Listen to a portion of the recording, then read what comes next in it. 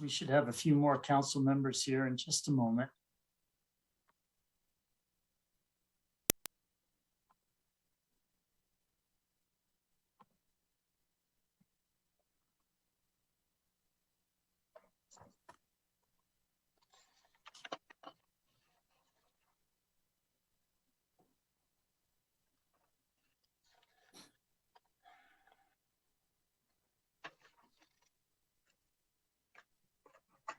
Good evening again, everyone. It's a regular meeting of the Pacific Grove City Council. It's Wednesday, August 18th, 2021 at 6 p.m. I'm calling the meeting to order, and Ms. Kendall, will you please give us a roll call? Yes, sir. Mayor Peak? Here. Mayor Pro Tem Smith? Here. Council members Emilio? Here. Coletti? Here. McAdams? Paduri? Here. Tomlinson?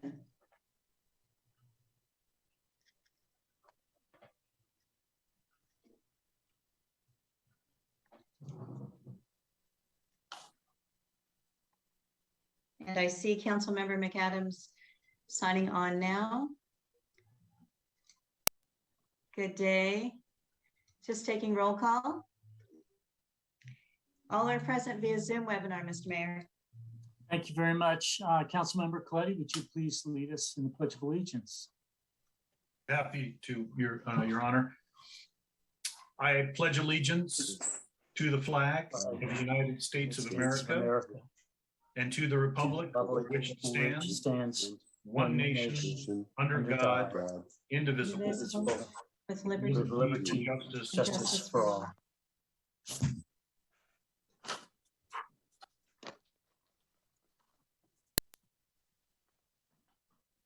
Next, we have approval of the agenda, and staff has asked that the presentation on CEQA, that's item 14A, to be moved immediately following the consent agenda.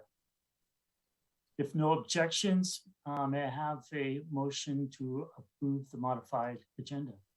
So moved. Second. May we have a vote, please? Councilmember Coletti? Aye. Councilmember Emilio? Aye. Councilmembers Tomlinson? Aye. Paduri? Aye. McAdams? Aye. Emilio? I got Aye. it already. Thank you. Sorry. Mayor Pro Tem Smith Aye. and Mayor Peak. Aye. Motion carries 7-0 to approve the agenda with that one small adjustment. 14A to be heard following the consent. Thank you. And I see our Chief of Police, Kathy Matalone, has a presentation to make. Yes. Good evening, Mr. Mayor, council members, city staff, and members of the public. Thank you for the opportunity to speak tonight. We're very excited to celebrate Liz. If I could ask Jocelyn to provide us with a short, not a short, it's 25 years, geez, with a synopsis of her accomplishments over the past 25 years, I would love that. Great, thank you, Chief. I'm going to read from my notebook here. So Liz started her career with the Pacific Grove Police Department in 1996 as our animal control officer. She served this community for 25 years and became not only the resident animal expert, but also a valuable resource to the peninsula and other outside agencies calling her for advice, tools, resources, and to provide training. Liz created strong and close relationships with Fish and Wildlife, state parks, the SPCA, Peace of Mind, and AFRP. She assisted and cared for thousands of animals, from reuniting dogs, cats, bunnies, turtles, chickens, and even more back to their families. She also taught dog owners how to improve unwanted behavior, successfully implemented a program to limit the wild cat population, and rescued hundreds of injured wildlife. Liz witnessed the transition of the family dog from animal to friend and family member. Liz has received countless thank you letters, commendations, and awards, receiving Police Administrative Employee of the Year twice, once in 1999 and once in 2014. She received the department's Challenge the Process Award in 2018 for her contributions in improving the neighborhood maps and crime reporting system. In 2017, she coordinated the remodel of the animal kennels out of the city yard, making a much more efficient and safe place to house lost animals. Liz is always willing to assist the community and her fellow coworkers. Both in 2014 and 2019, we experienced extreme short staffing inside the station at the front counter, and she stepped up and volunteered to assist with coverage. In 2020, council approved the Community Service Officer program, and Liz became one of our first. She has been instrumental in developing the program, learning additional responsibilities, including parking, property crime reports, and so much more. It has been my absolute pleasure to work with Liz, to learn from Liz, and to watch her now these past couple of months train the next generation of CSOs. To say we will miss Liz is an understatement. Liz, thank you so much for your 25 years of service to the community and to the department. You have most definitely upheld the city's oath of office to make the city greater and better than it was when entrusted to you. Thank you, Liz. Fantastic. Thank you, Ms. Francis. That was awesome. We really appreciate that. Liz, I want to personally thank you for your 25 years of service to the city, and specifically your last 2 years of serving here with me. I appreciate your wealth of knowledge, your candor, and your willingness to continue to improve and to learn new things, and to pass the baton on to our new CSOs who will take over and try to take over in your footsteps. I know the residents and the animals in the city will miss you, and so will we. We will be celebrating Liz for her 25 years of service on September 1st at 1 p.m. in the courtyard at City Hall, which is the corner of 16th and Laurel, and all are welcome to attend. Vincent has worked his magic again and put together a short slideshow of Liz through the years. Liz, thank you again for your service. I appreciate you, we appreciate you, and we will all miss you. If I can ask Sandra if she can play the video, that would be great.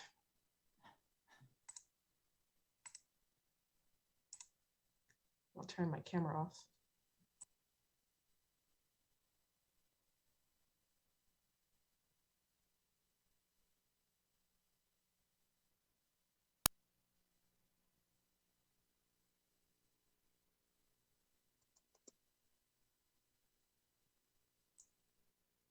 Want to start it from the beginning, Sandra? And audio. I can't seem to get that audio. I apologize. Would you like to hum for us? It might be up on the tab of the browser.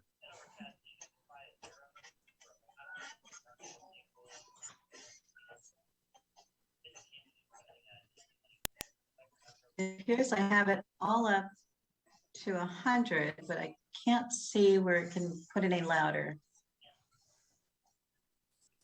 That's okay. We'll be posting this on our social media There you go. outlets. So Thank you. you're welcome.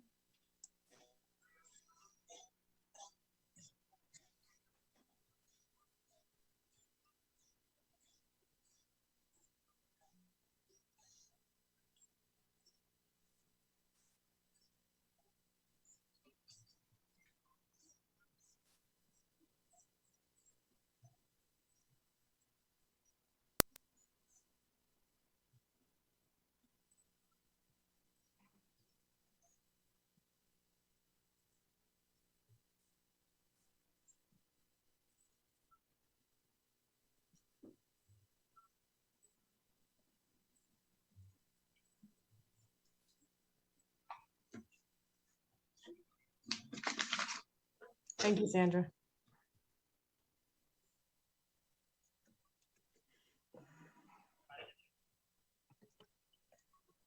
Thank you, Mr. Mayor. I believe Liz is here. She if you don't mind, she may want to say a few words. Please, we'd love to hear from Liz.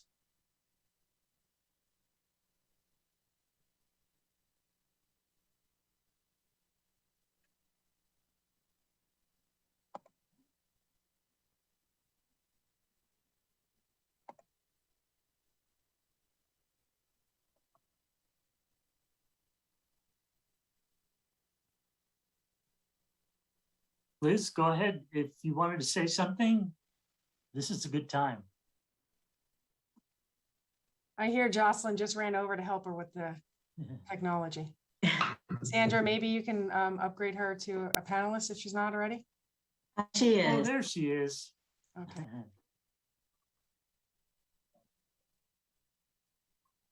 Oh, no. You're muted, Liz.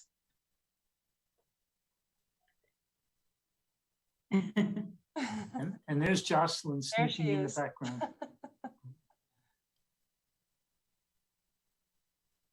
Muted again. Okay, can you hear me? Yes. Okay, third time's a charm. I just wanted to let you know, it's been a pleasure working for the city for the last 25 years. I've met a lot of amazing people and have had a lot of great experiences and really have enjoyed the different aspects of the police work that we've done throughout the years. And hopefully during my time here that I'm leaving the city better than when I inherited it. And I really have enjoyed it. And thank you for the kind words. Anyone else would like to add to that? It was pretty eloquent introduction. I'll just add that 25 years, Liz, I can't say enough about all the time of your service and dedication and commitment to our community. Really appreciate it. Thank you, Mayor Very Peak. much.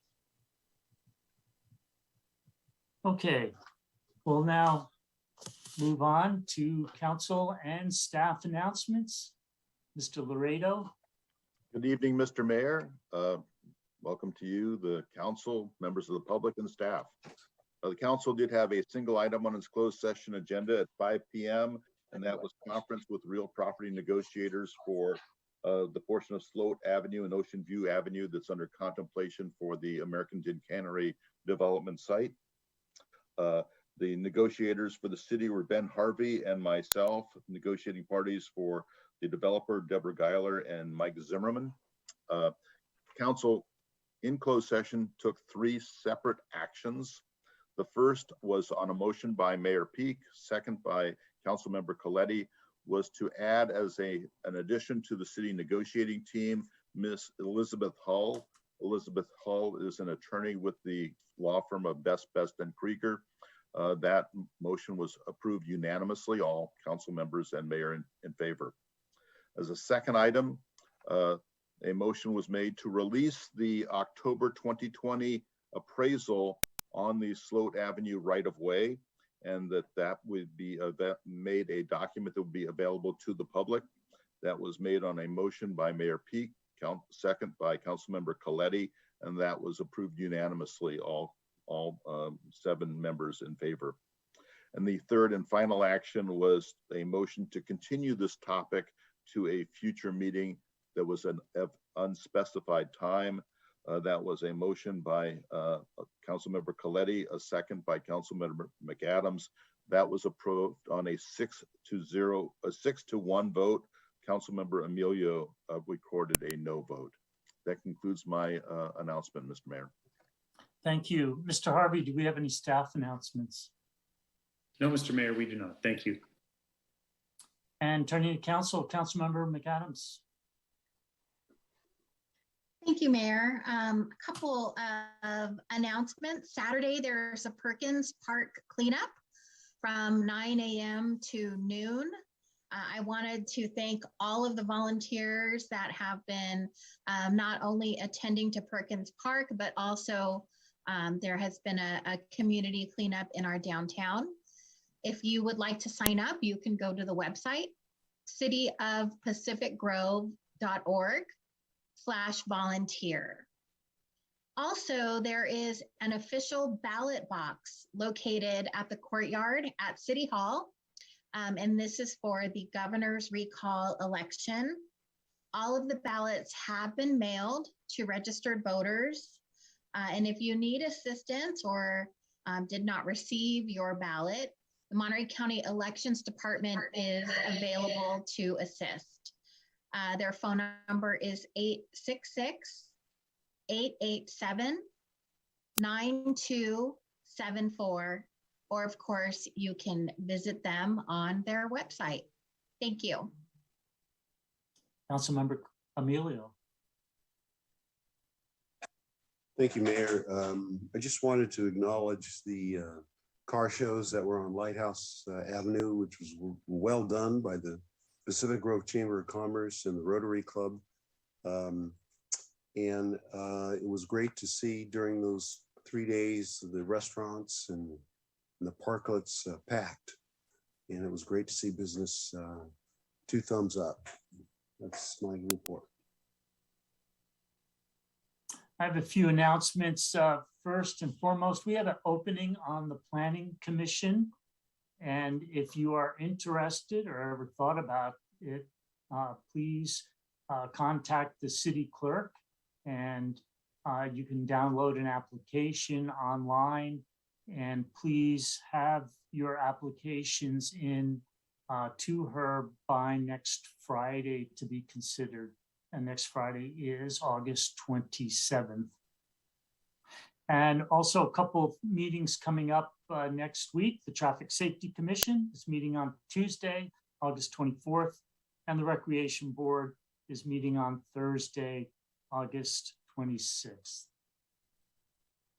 And seeing no other announcements, we'll move on to general public comment. Ms. Kendall, do we have anyone wishing to speak? We do. Mr. Ciani, you have the floor. Good evening, Mayor Peak and members of the council. Welcome. Thank you. As you probably know, I've sent off a late email expressing my concerns about the closed session meeting that you're having, specifically regarding the mention of Ocean View Boulevard being up for assessing the cost and terms of that. And I think this has been in front of us before, but it just occurred to me that to look at the application for the American Tin Cannery Hotel and Commercial Complex, and to look at that application, the descriptions of it, and to look at the plans, the architectural submittal plans, as to what that might be. And there's nothing there. No mention of Ocean View Boulevard. There's a lot of mention of Sloat Avenue.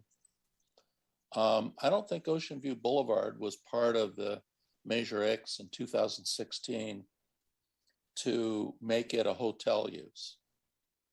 So I'm concerned that you're in the process of conducting negotiations for a public right-of-way that's part of the nearest coastal road and public access to the shoreline, with no description about the metes and bounds of it, the extent of it, the magnitude of it. At least I would think, according to the Brown Act, I think there's supposed to be some reasonable description of what you're talking about. And I don't see it anywhere. I don't see it in the application for the coastal permit, architectural permit, use permit, tree permits. I don't see it in the narrative descriptions of the property. I don't see it in, I haven't seen it anywhere. So what are you guys doing? Please be open and transparent about it.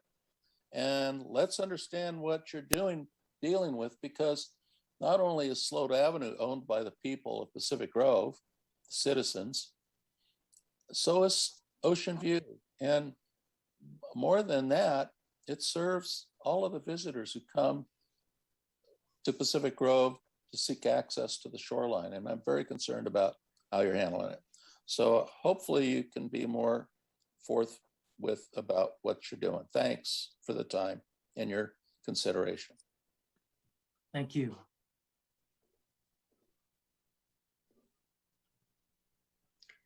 I see no other hands raised at this time, Mr. Mayor.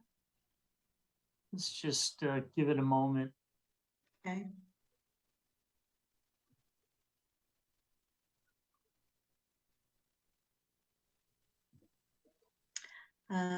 Lisa Ciani, you have the floor. Welcome. Thank you. I just wanted to comment on the city's new website. It's been a while since it has been put online, and there's so much missing from this website. And I'm wondering when we can expect it to get caught up. I mean, there's just a sprinkling of past agendas and just there's so many things missing. There's not the current special events calendar. It's last year's calendar that ended in June, and the Perkins Park plan isn't on there. There's the nice website, but it's from the very early stages. So it would be really nice if some information would be put out for the public about when that's going to be completed as a website, and anything else you could do to help us find things on that website. Thank you very much. Thank you. And I suggest you send us a list of the things that are missing. Is there anyone else that wishing to speak?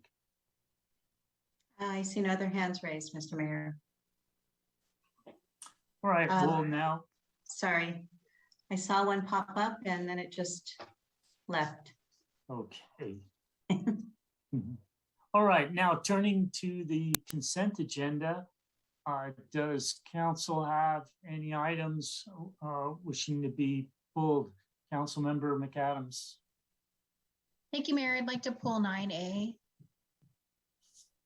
Okay, that's the local emergency actions. I suggest we hear that immediately following the consent agenda and then the presentation. Anything else? Any other items to be pulled?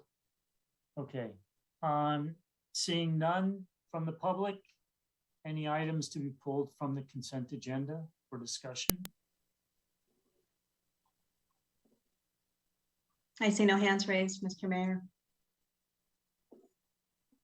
Okay, may I have a motion to approve the modified consent agenda? So moved. I'll second. May we have a vote, please? Councilmember McAdams, Aye. Councilmember Baduri, Aye. Councilmembers Tomlinson, Aye. Coletti, Aye. Emilio, Aye.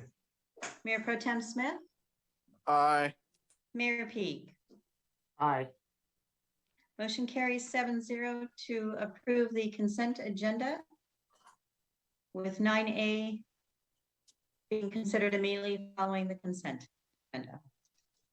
All right, thank you. I'll quickly summarize what we've just done. We've approved the minutes from City Council August 4th.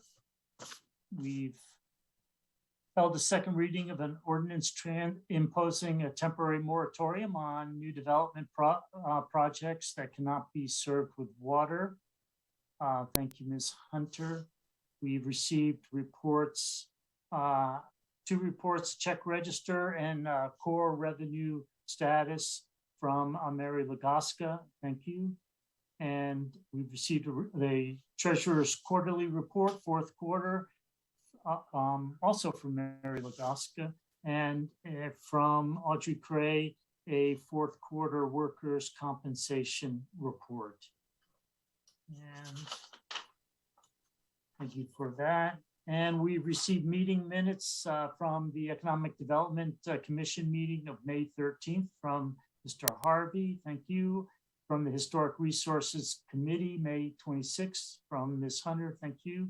And Recreation Board, February 25 and April 27th. Thank you, Mr. Go. And so that brings us to 9A, our local emergency actions. Mr. Harvey. Thank you, Mr. Mayor.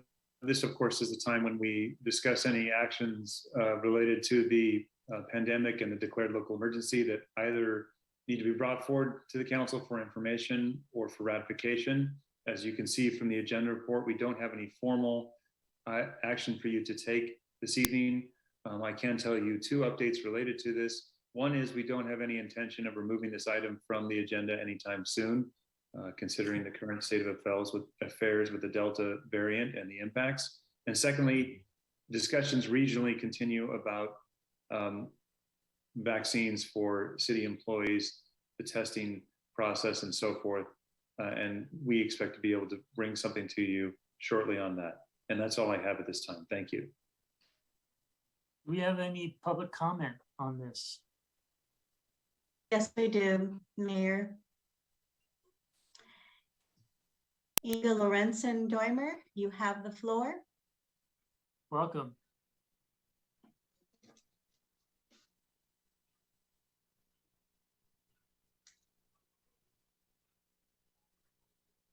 Actually, I was trying to comment under general public comment.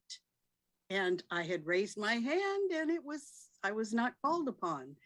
So that is why I need to know if I need to call in. So I really, in general public comment, really wanted to just thank Liz for her service, Officer Liz, because over the 25 years, of course, I've been here the whole time. She has helped me a couple of times that were just invaluable, and I really, really appreciate it.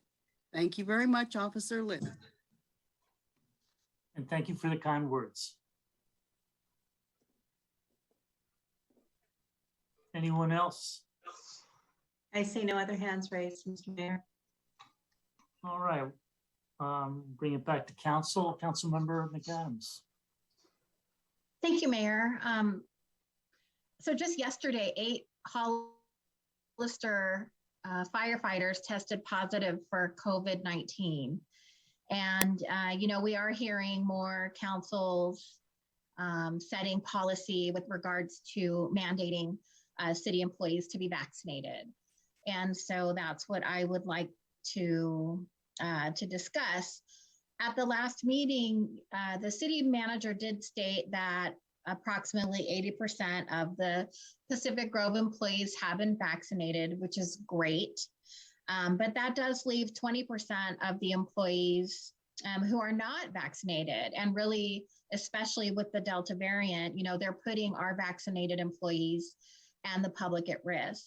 And also data is finding that the departments that tend to lack in vaccine are public safety. And so, I think that it's important that, we set this policy and give the city manager direction, just like MST, Monterey Regional Waste Management, City of San Jose, San Benito County, Monterey County, and other peninsula cities are really moving in this direction. Some cities are not stopping at the vaccine mandate. I just wanted to share, not that this is something that I'm particularly interested in, but to show that other policies that councils are bringing forward. This came from Palm Springs and actually San Jose and other tourist spots, San Francisco, City of New York.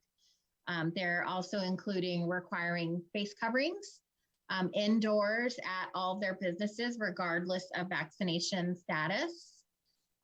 Proof of vaccination or a negative COVID-19 test at city permitted events that have more than 50 people, and also requiring face coverings for all outdoor events. So that's really just to display, sort of other policies that are being set to protect communities and, of course, the visitors of the communities and the workforce. But really this evening, I would like to hear from my colleagues, their thoughts on moving forward with an employee vaccination mandate program. And those are including that if you're unable to get vaccinated due to medical or religious reasons, then you would be, participating in weekly surveillance testing. And so that is sort of what other cities and entities are doing to accommodate the people that aren't medically or religiously able to get vaccinated. So for me, I would like to see something implemented in 3 weeks. And there are already programs out there. We do have a pretty small employee force, and we have a very small amount of employees that have not been vaccinated. So I do think that that is a reasonable amount of time to get this going. So I look forward to everyone's comments, and thank you. Councilmember Tomlinson. Thank you, Mayor, and thank you for bringing this up, Councilmember McAdams. I would like to give direction to staff. I think at all possible costs, we should be cautious and set safety measures in a cautious way. I really believe wearing a mask is a very easy thing to do. And my only caution here, and I've talked to the city manager about it, and I'll just say it to everyone, is that we do need to be careful for setting us up for any kind of legal ramifications.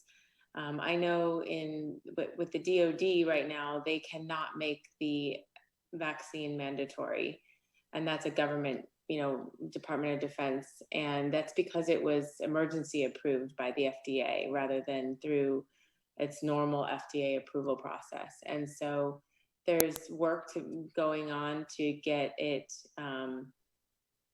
where, I don't know, non-emergency approved or fully tested before they can make it mandatory for the DOD. So my question would be is, how as a city, as a government, are we opening ourselves up to lawsuits if we put into some sort of mandatory protocol for vaccines? It's not that I'm against it.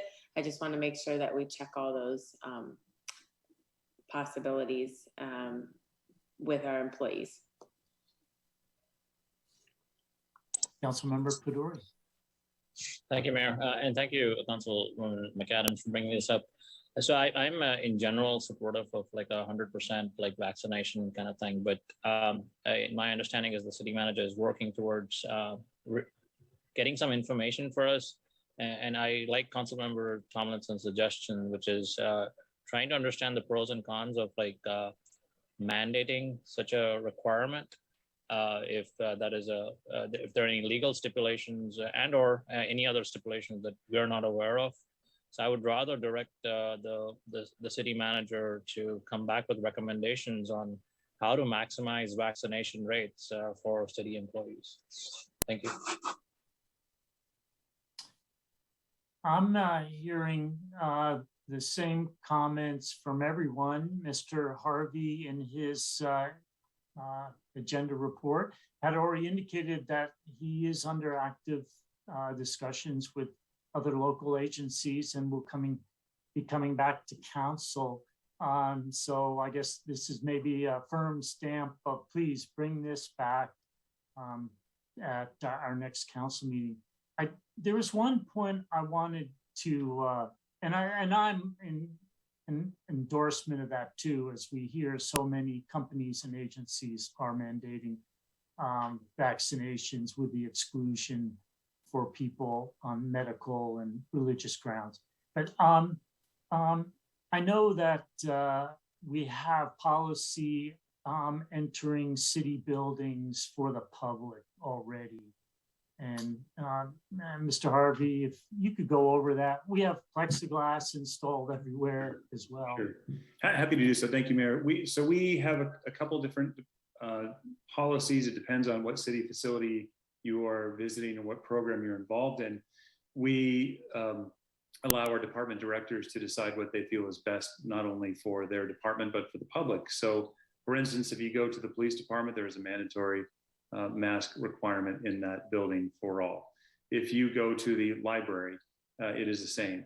If you are participating in a recreation program, it is the same. If you're visiting City Hall, if you are vaccinated, a mask is recommended, but it is not required. If you are unvaccinated, it is required. And I hope I've answered your question. Okay, thank you. I'm sorry, Mr. Mayor. I should also point out, I apologize.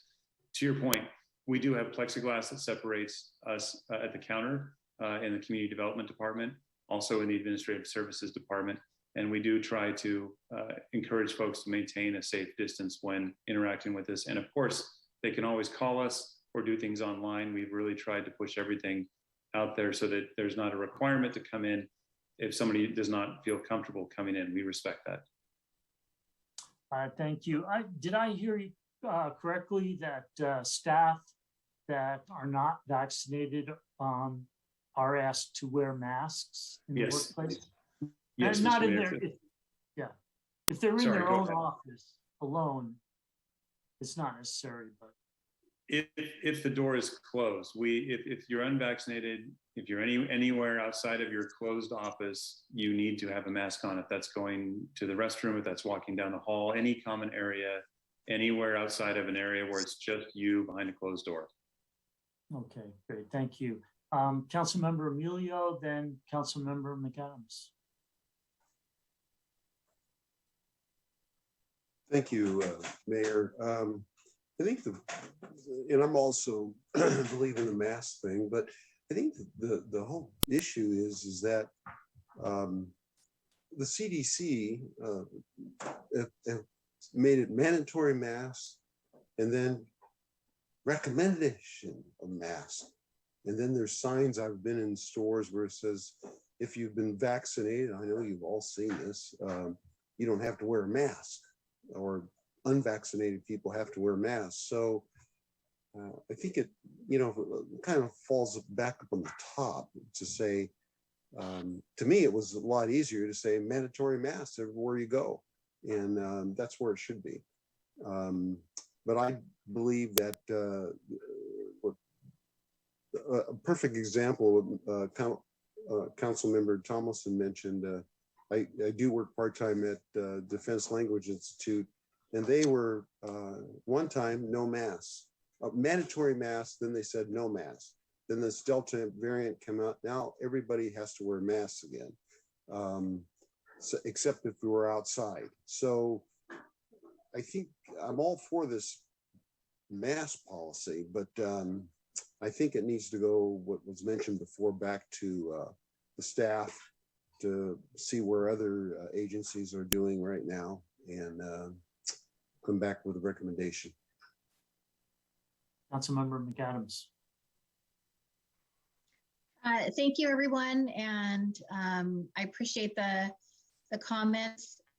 The County of Monterey has already moved forward with this. The Board of Supervisors and other cities are joining. So fortunately for us and for staff, a lot of the legwork is already done. And with regards to any legalities, obviously the county and other cities would not be moving forward with this sort of policy if it didn't have all of the, T's crossed and I's dotted. So, but I appreciate that comment, Councilmember Tomlinson. So thank you, everyone. Okay, without further comment, we'll close this, its report out and move on to the prior item 14A. And that is the CEQA EIR review presentation by Megan Jones. Ms. Hunter, Director Hunter, did you want to introduce this topic? Sure. Thank you, Mayor and members of the council and members of the public. I would like to, sorry, I have really loud birds in my backyard. We did have this, I would like to introduce Megan Jones of Rincon in our local Monterey office. She did provide the same presentation to the Planning Commission several months ago. And she did a great job. And she also heads up the section of Rencon's local office that is under contract with the city as a CEQA on-call consultant. So she and her staff have been very helpful for us on numerous occasions. And we're very excited that she's able to make this presentation tonight. So with that, I turn it over to Megan. Thank you for that introduction. Good evening, everyone. I'm very happy to be here. Again, my name is Megan Jones. I'm a principal planner with Rincon Consultants located in Monterey, and I've been doing environmental planning and specifically California Environmental Quality Act or CEQA for about 15 years, most of that here on the Monterey Peninsula. So excited to give this presentation tonight. So a quick outline of the presentation. There is a lot to cover, but I will try to keep it reasonably simple and not take up too much of your time. And I will do my best to answer questions at the end if you have them. I'll start with a quick background and overview of the California Environmental Quality Act or CEQA. And I will say off the bat, there are a lot of acronyms in CEQA, and I will do my best not to use too many of them, or at least define them first so that there's no confusion. I will talk about the typical environmental impact report or EIR process. I'll also talk about the contents of those documents and then talk about some recent changes to the act. So I'll start from the beginning. Really, the purpose of CEQA is to inform decision-making. It was enacted in 1970. Prior to that, there was no requirement that environmental impacts of a project be considered. So that's at its core what it's all about, is informing decision-making by disclosing the environmental impacts of projects. CEQA goes one step further, though, to identify mitigation measures or ways to reduce those impacts. We also look at alternatives or different types of the project, changes to the project that would, again, also reduce those environmental impacts. And last but not least, a very important part of CEQA is public participation and agency coordination. So in a couple of slides, I'll show sort of the process that we go through under CEQA and highlight specific areas where the public and different agencies have a chance to participate and provide input. There are quite a few different stakeholders and roles within the CEQA process. So I just want to pause to sort of define what those are. The lead agency is the agency responsible for completing the analysis. So that's typically the public agency who also approves the project. So for most projects, you will see the lead agency is the City of Pacific Grove. There are some circumstances where there could be two or more agencies involved and one essentially decides to take the lead. A responsible agency is a public agency other than the lead agency who has some sort of discretionary approval over a project. So some of the agencies listed here are kind of your typical responsible agencies. Trustee agencies specifically are state agencies that have jurisdiction over a natural resource. So California Department of Fish and Wildlife, State Lands Commission, those types of agencies. The public, of course, is pretty self-explanatory, but they are an important stakeholder in the process. So they are involved in several stages, as I already mentioned, and I'll highlight that on the next slide. And then last but not least, the decision makers. That's the decision-making body for the lead agency. So typically a planning commission or city council, such as yourselves, or some other board of the public agency. And they will approve or certify the CEQA document prior to making a decision on a project. So this slide is not the prettiest, but it's intended to show you sort of the process of preparing an EIR, which is an environmental impact report. That's really the bread and butter of CEQA. It's the largest document, the most thorough analysis that we do under CEQA and the one that kind of gets the most attention. We often, but not always, start with what's called an initial study. This is also what's used if you've heard of a mitigated negative declaration. That's the checklist that we go through that really marches through all of the CEQA questions or thresholds. But the EIR process doesn't always start there. Sometimes we skip that and go straight to the EIR. But the process will always start with a notice of preparation or NOP, yet another acronym. The NOP goes out to responsible agencies and the public. And that's really the first chance. It's the notification that says, hey, we're preparing an EIR, and it requests input on the content of that EIR, so the scope of the document, if there's specific issues it should consider or specific alternatives. Then we prepare the EIR. It's just one box on the chart, but it does take quite a bit of time, usually at least a few months to prepare the document, and then the consultant and the lead agency, the city staff, in this case, we go back and forth on revisions until it's ready for public release. When it is ready for public release, we issue what's called a notice of completion, or NOC, and a notice of availability. And this is really the notification that it's now out on the street for public review for a minimum of 45 days.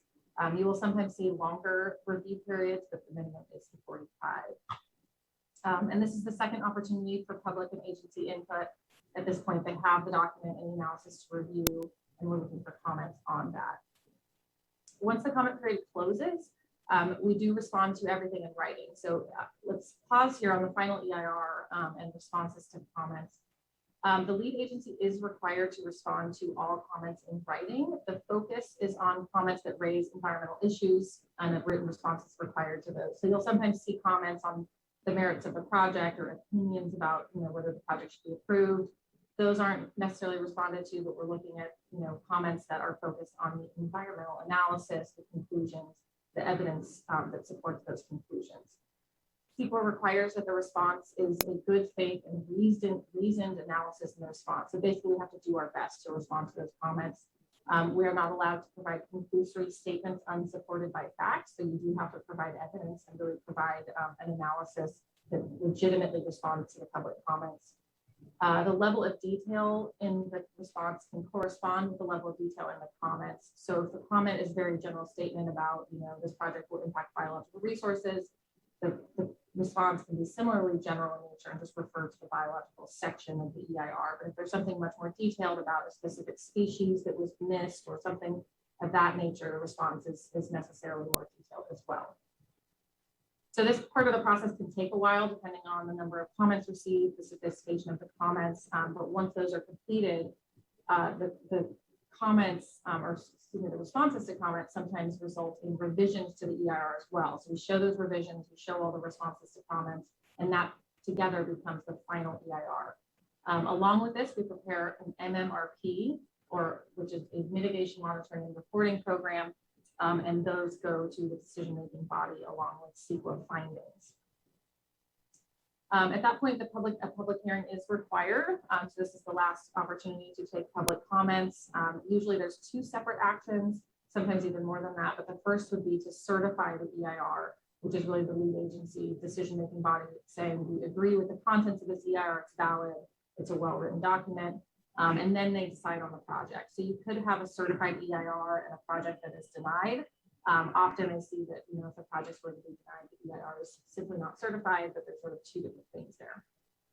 After a project is approved, the lead agency files a notice of determination with the county clerk, and usually the state clearinghouse as well, and that should be done within 5 days of project approval.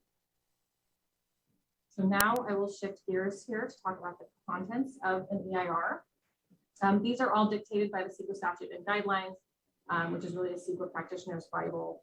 I'll briefly go over these. So the first is the executive summary. It's really intended to be a brief summary of the impacts and mitigation. It's usually formatted into a table. So it's kind of an easy to look at summary. The guidelines actually say it should be 15 pages. I don't think I've ever seen one that short. So they can sometimes be hundreds of pages, even though it's a summary. But that really is a snapshot. So we'll just tell you the impact, the mitigation, what the resulting impact level is. But you have to refer to the full section to get the full story or the evidence that supports that conclusion. Often I see a lot of comment letters on EIRs, just referring to the executive summary and wondering how that conclusion was derived. And it's the person didn't actually look at the full section. So if you want more detail, definitely look at the full analysis. The introduction is usually a pretty brief section. It just describes the purpose and intended use of the EIR. The environmental setting can sometimes be its own section or chapter. Sometimes it's sort of worked into the topical analysis section. And this describes the physical environmental conditions and the analysis baseline. Baseline is a pretty important concept in CEQA. It's really what we're comparing impacts to. So usually that's the snapshot in time of when we issue the notice of preparation.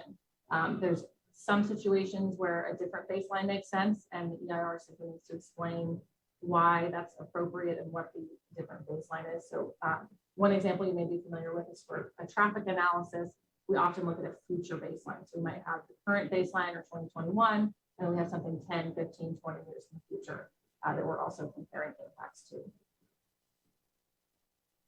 The project description is a pretty important section. It describes, what it is the EIR is analyzing. So it identifies the location, project objectives, characteristics of the project.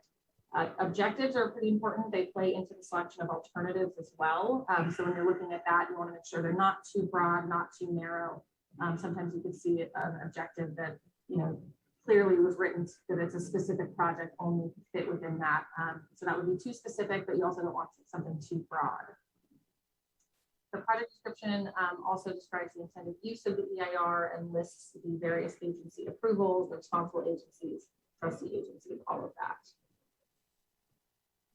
So the impact analysis is really the meat of the EIR. It's why CEQA is CEQA, to analyze the impacts of the project that were described in the project description against the baseline, which is described in the setting, to disclose to the public and decision makers what the effects of the project will be. So this list, I'm not going to go into each of these in detail. That would take far too long, but an EIR does have to look at all of these.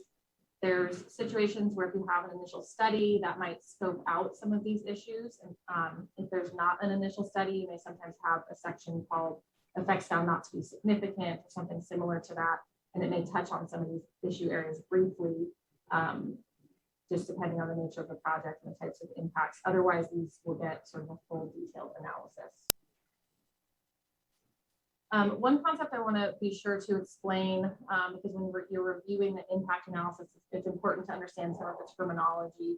But the impacts are, determined using thresholds of significance, which are typically from the CEQA guidelines directly. There are those Appendix G checklist questions, or something adopted by another agency. So, for example, in the air quality, we use Monterey Bay Area Air Resources District thresholds that are specific numeric targets for certain air emissions.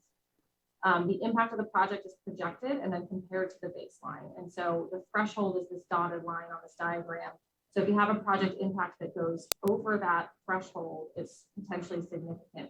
If it's below the threshold, it's less than significant. If you have an impact that's potentially significant, you're required to identify mitigation measures to try to reduce that. When the mitigation measures succeed in reducing it below that line or that threshold, that's called less than significant mitigation. If the mitigation can't achieve that reduction or there's just no mitigation available, that's what's called significant and unavoidable. In addition to project-specific impacts, an EIR should look at cumulative impacts, which is really just the past, present, and probable future projects surrounding a project. So if you have, a project on a specific site that's not currently developed and some of the adjacent properties are not developed, but there's other projects nearby that are going to be developed in the future that are already approved or they're planned for construction, you don't want to just ignore those things. So you want to look at the cumulative impact of all of those together. There's a few different ways we do this. You can look at a list approach, as it's called, which is a list of specific projects that are proposed or approved or sort of pending. You can also do a projections approach, which is a little more broad, high level, that looks at something like a general plan build out. Alternatives is a really important part of CEQA and the EIR process in general. It's really one of the reasons we do an EIR is to look at alternatives. As I mentioned earlier, we're looking at alternatives that would reduce environmental impacts and also achieve most of the basic project objectives. So that's where the objectives come into play when we're trying to identify alternatives, because you can't have an alternative that's a completely different type of project. It has to be something that meets the general objectives of that project, but reduces impact. So you'll often see something like a reduced build out, with that would reduce vehicle miles traveled, reduce air quality, all of those things. The analysis in alternatives is not as detailed as the project's specific analysis, but it's detailed enough to allow that comparison of the alternative against the proposed project. At the end of the alternatives analysis, CEQA requires that we identify the environmentally superior alternative, which is really just the alternative that would have the most environmental benefit or would reduce the most impact when compared to the proposed project. But just because it's called environmentally superior does not mean the decision makers must adopt that alternative information. Okay, and now I'll pivot to spend a little bit of time on recent CEQA changes before wrapping it up and answering any questions you might have. Although this isn't super recent, it may be relatively new if you haven't looked at an EIR for a while, but there was Assembly Bill 52 or AB 52 was passed in 2014. And this expanded CEQA by adding a new resource category called tribal cultural resources. This is distinct and different than cultural resources and typically has its own section in the BIR. To analyze tribal cultural resources, the lead agency is required to consult with local tribes who have previously requested such consultation for CEQA purposes. So it's really kind of up to the tribes what a potential impact can be. So it can be different than something like an archaeological resource that you might look at in the cultural section. Somewhat more recently, the CEQA guidelines were updated quite a lot, quite substantially at the end of 2019 and went into effect January 2020. This included the addition of a couple of new resource areas for us to look at, energy and wildfire. Energy was previously in CEQA as sort of an appendix. So it's kind of in there, but it took a back seat and sort of an afterthought and typically didn't get analyzed in much detail. Now it's its own issue area and will typically have a standalone section. The thresholds are a little bit vague, but it's basically looking at whether a project would result in wasteful, inefficient, or unnecessary consumption of energy or conflict with any type of energy efficiency plan. Wildfire was also previously in CEQA. There was one threshold question in the hazards and hazardous materials section of CEQA, but now it has its own section and some new thresholds. So we have to look at whether a project is in or near a high fire hazard severity zone. And if it is, we look not just at the potential to exacerbate or cause wildfires, but the impacts of those wildfires from smoke, impacts to infrastructure, post-fire risks like landslides. So all of these things that result from fires that we're all kind of too familiar with in recent years. You only do have to get into this detail if the site is in a high fire hazard area. If not, this issue might be dismissed in the initial study. And then last, but certainly not least, something I understand you guys may be familiar with as you just adopted BMT regional thresholds at your last meeting. So it should be fresh on your mind. I won't go into a lot of detail, but with the 2020 updates to CEQA, we also switched from the previous analysis, which was level of service or LOS as the metric, which you may be familiar from looking at projects in the past, but that's basically you get like a level or a grade score for how long you're sitting in traffic. That's essentially what it is, it's congestion. And there was an acknowledgement for a long time that that's traffic delay in and of itself is not an environmental impact. Vehicle miles traveled, or VMT, really captures the environmental impact better. It's how far people are driving. And that was initiated through Senate Bill 743. And as I mentioned, the city just recently adopted the VMT policy. So in summary, just a couple takeaway points I want to make is that at its core, CEQA is all about public disclosure, considering environmental impacts. The public participation and agency coordination is a very important part of that. And when you get into the meat or the weeds of CEQA, it can get very complicated. There's thresholds and mitigation and different alternatives and lots of case law. So it can get pretty overwhelming. Documents can get pretty long. Many of them are well over 1,000 pages. But the focus should really be on supporting conclusions. That's in the end what CEQA practitioners are supposed to do. We provide evidence, we explain it in a clear way that the general public can understand. So if you're reading an EIR and you want to know what the impact is, you should be able to clearly understand that. It may just take a lot of pages, but you can get there. So that summarizes my presentation, but I am happy to take any questions that you may have.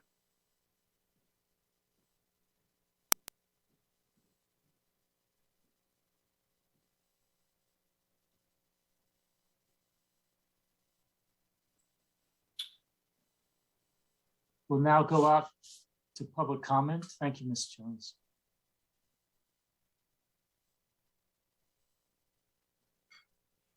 Thank you, Mayor. Ms. Jones, if you can stop sharing your screen, that would be great. Thank you. Jane Haynes, you have the floor. Welcome. Can you hear me now? Yes. Yes. Thank you. I want to thank the consultant for addressing the legal standard for response, an EIR's response to public comments. She said the response must be good faith and a reasoned response. I agree with that. It's very important. I want you to remember that. If the ATC EIR had had good faith and reasoned responses, probably we would not have the LCP amendment have been passed. What the ATC EIR has done is 26 different commenters commented on the need for story polls.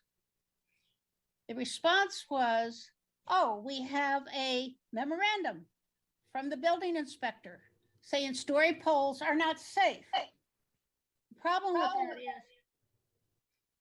that is that memorandum was dated many months after the EIR said we will not allow story polls. So the memorandum could not possibly be the basis for the EIR's response.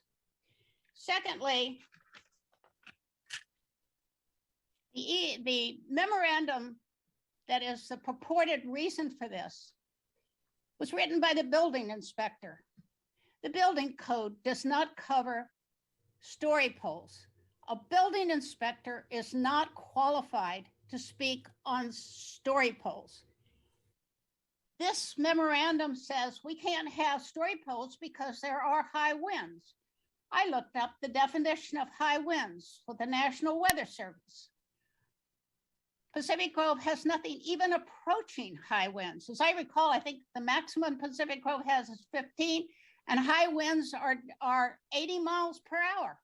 We have nothing even approaching that. And I could go on and on about why we did not have what your consultant just told you we needed to have, which is good faith and reasoned analysis. And if we had, we might well have had a different outcome to that LCP amendment request. So I thank the consultant for giving you the straight word. And I hope you remember those words, good faith and reasoned analysis. That did not happen with this ATC EIR. But I appreciate her acknowledging that that is in fact the legal standard. Thank you. Thank you. Inga Lawrenson-Doimer, you have the floor. Welcome. Thank you, Sandra. At least I know my hand and my microphone works now. I'm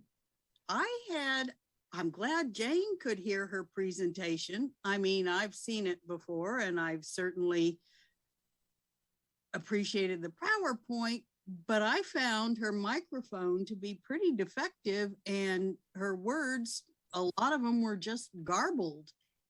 And so it was hard for me to pick out specifics. So thank you very much. Thank you. I see no other hands. I apologize. Anthony Ciani, you have the floor. Welcome. Thank you, Mayor Peak and members of the council. I think it's really important to do this kind of presentation probably annually because it needs to be updated with the current issues, with the case law that goes along with it. One of the things that jumped out to me was the notion that your decisions need to be supported by the evidence in the record. I think she referred to it as conclusions need to be supported by the evidence in the record. And from what I've seen over the past 10 years that I've lived here and sort of watched over your shoulders as you're doing your work, and that of the ARB, the Planning Commission, et cetera, is a lot of the decisions don't seem to be supported by evidence in the record. They just seem to be based upon your gut feeling or your personal opinion about things. And so when projects come forward that require an EIR or a mitigated negative declaration, I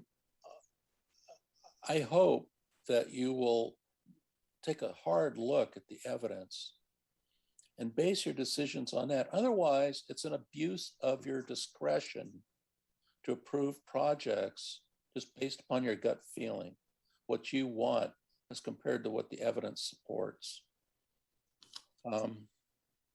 Thank you for having this presentation. Thank you.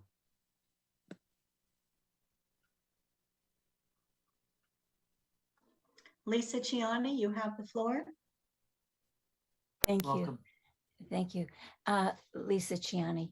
I appreciate the presentation. My questions are regarding when you have an EIR for a project in the coastal zone that requires this coastal development permit, and in the LCP, it says that you will have story poles to make the visual assessment, the visual resources assessment, and story poles or an equivalent way of determining that. And the public had to complain over and over. And finally, 3 days before the end of public comment period, some very misleading renderings were put up, including at the Central Avenue level. The rendering only showed one of the 4 sides of the building, and it showed it in twilight sunset coloring, so you could not see the contrast between the existing buildings and the hotel building looming behind. And the LCP also says that trees to be removed need to have ribbons wrapped around them so the public gets the full impact of how many trees are being removed. And we asked over and over and over about that. Rob Mullane said at the beginning of September that those would be provided, but they were not provided until 3 days after public comment period closed. So I don't see how this was legitimate as an EIR. I mean, the EIR is the one place where we are told we will get answers to our questions, to our comments in public review period, whereas that does not happen in the city's review process.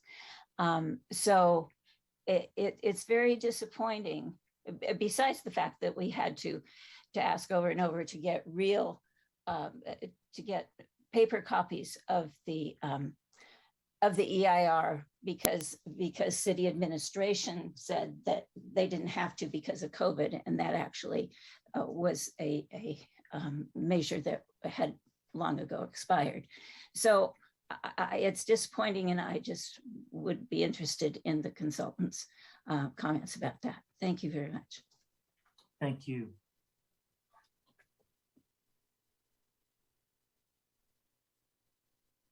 I see no other hands raised at this time, Mr. Mayor.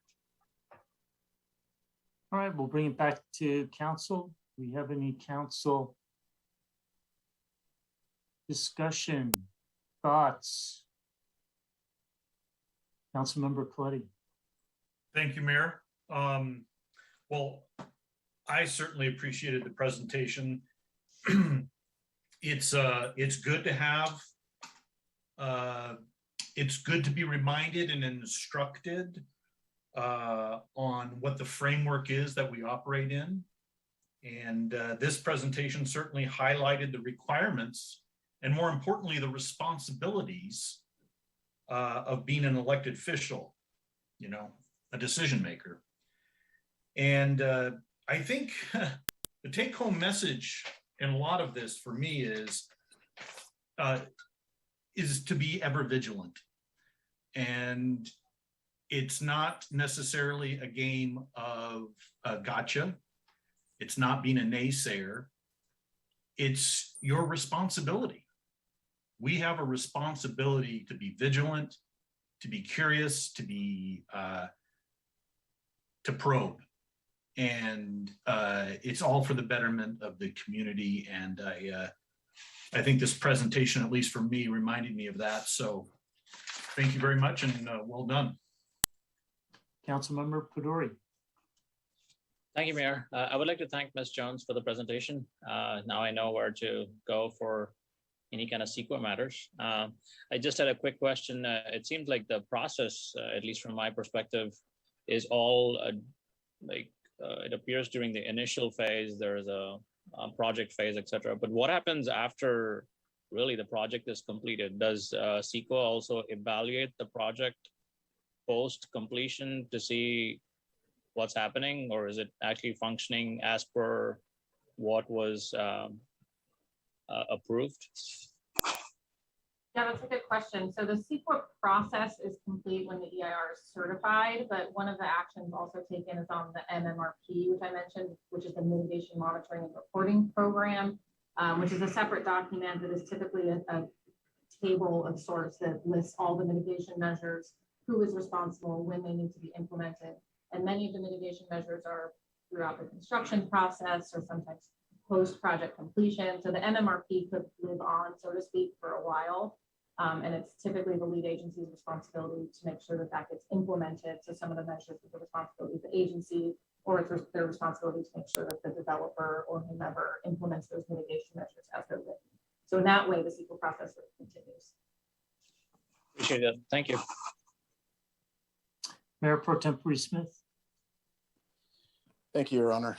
Sorry, I'm having some technical difficulties with my video tonight, but I just wanted to say thanks to Ms. Jones for making a very complex topic very simple. And it's a skill, and we understand the grasp she has, and I'm glad she's on the team. Thank you very much. I'd like to echo those comments as well. Much appreciated. I think when someone becomes part of a government agency and is faced with reading an EIR, being involved with an EIR for the first time, it's pretty daunting. It's a big responsibility, and it's not just walk through the numbers and not pay attention. There's really you have to find out where the substance lies and understand it. So thank you for helping that, and I assume you'll be working with us as we go through that going forward. I had one question. If you could tell us, from time to time, I read about some efforts about curtailing CEQA, particularly for EIR investigations, particularly for projects or areas of interest to the state. And I just wanted your general comment. And if you would please speak up. We had one speaker who I totally agree with. Your microphone, it's not as clear as it could be with other people. So if you could please speak up, I appreciate that. I can try. Is that any better from just my laptop? Yes, oh, that's much better. It's supposed to be better with the headset, so I apologize for that. So CEQA is kind of always being updated. There's constantly case law. As I mentioned, 2020, there was a pretty substantial update. There are times where the state— If you could speak louder as well, please. So there are times that the state legislature can, change CEQA to add certain provisions in there. SB 743 or 370, SB 743, excuse me, is a good example of the vehicle miles traveled. There are times where they add certain exemptions from CEQA, like Olympic Games are exempt from CEQA. There's certain examples like that. Is that kind of what you're asking? Yeah, I can't think of an example where there was talk about putting CEQA aside for certain wholesale projects, but maybe that's not happening. Where do you see the political landscape for CEQA going forward? Yeah, I mean, what we've seen lately is a lot of sort of streamlining provisions for things like affordable housing. In practice, a lot of those don't necessarily streamline. You still have to do a lot of analysis, and there's sort of nuances to it, but there are attempts to sort of simplify the process. for things like affordable housing. That's kind of what's been happening most recently. All right, that must be the one I was thinking of. Thank you very much. Are there any other council comments on this item? If not, thank you again, Ms. Jones, and we'll move on to item 11A, which is promissory payment related to entitlement water. Mr. Laredo. Thank you, Mr. Mayor. Welcome. This is territory over which the council has begun to travel but has not completed its path. This is the introduction and first reading of an ordinance that would, if passed, amend the municipal code section 1168 related to water distribution regulations. In particular, the draft ordinance would enable promissory notes associated with the payment of water entitlement sales. Council previously began this discussion at its July 21st meeting. The public comment was opened on the first reading. Testimony was given, and council did begin to deliberate. Several motions were then made, and these are described on page 97 of your agenda packet. There was a main motion that was made by Mayor Pro Tem Smith with a second by Councilmember Poduri, and that was made to approve the first reading of the ordinance as recommended by staff. Then a motion to amend, which was denominated a substitute motion, was made by Councilmember Coletti with a second by Councilmember McAdams. That was to approve the first reading, but to make 3 modifications: to require a 25% down payment for any sale of entitlement water, to not allow transfer of the entitlement or promissory instrument prior to full payment, and third, to require council approval of any promissory note. Under Robert's Rules of Order, a further motion was made then to further amend. That was a motion made by Councilmember Tomlinson with a second by Mayor Peak.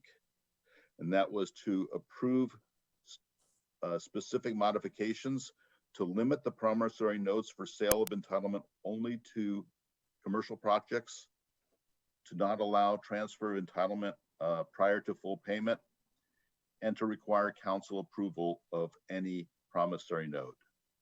Before a motion could be, before a vote could be taken as to any of the motions, an incidental motion was made by Mayor Peak, seconded by Mayor Pro Tem Smith, to table this action, which was in essence, a motion to continue the item to tonight. So that was adopted, and the matter was then tabled. So what you have at this point are 3 motions before the council. Under Robert's Rules of Order, those motions need to be made in reverse order. So the motion to further amend needs to be considered first, then the motion to amend, and then the main motion if we get that far. We have a draft of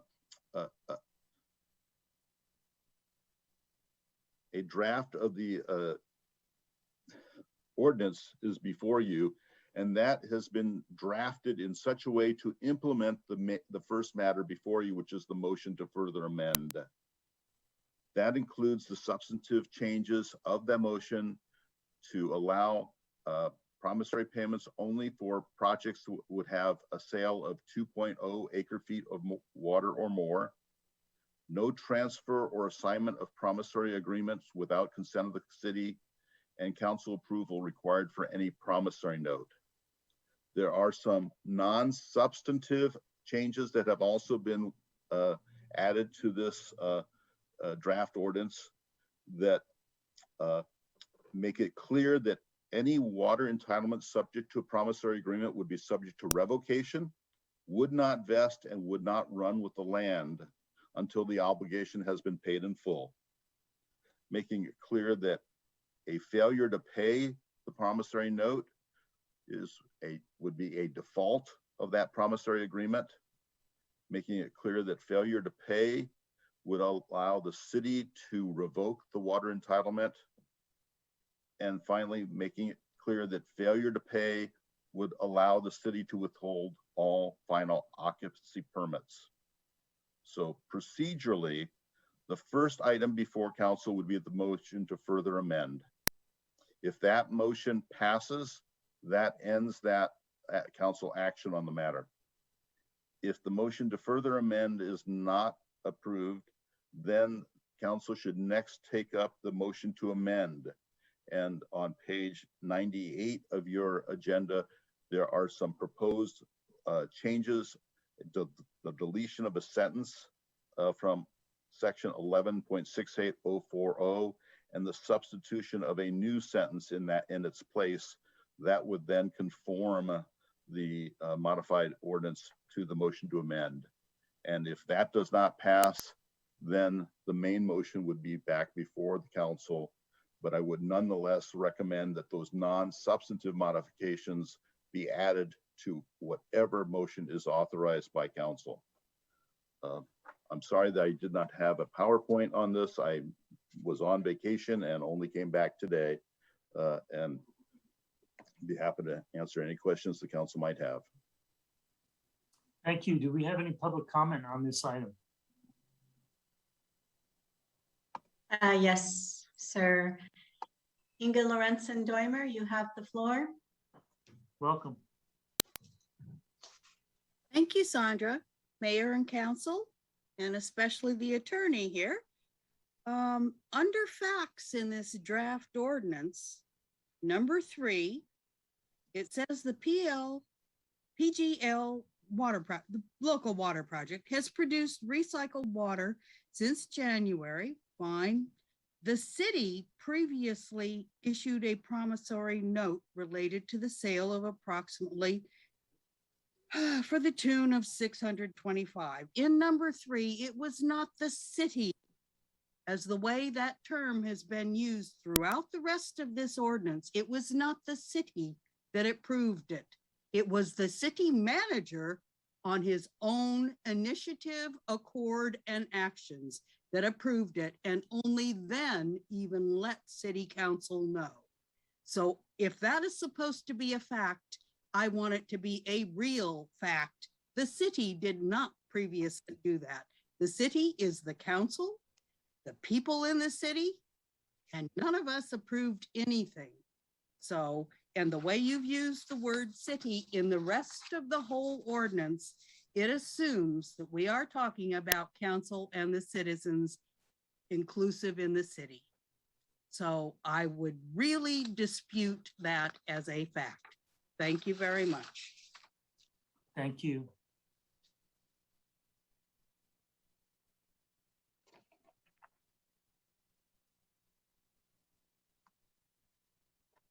No more public speakers, Mr. Mayor. All right. We'll bring it back to council. I'm going to try to streamline this discussion a little bit. And thank you, Mr. Laredo, for putting this out.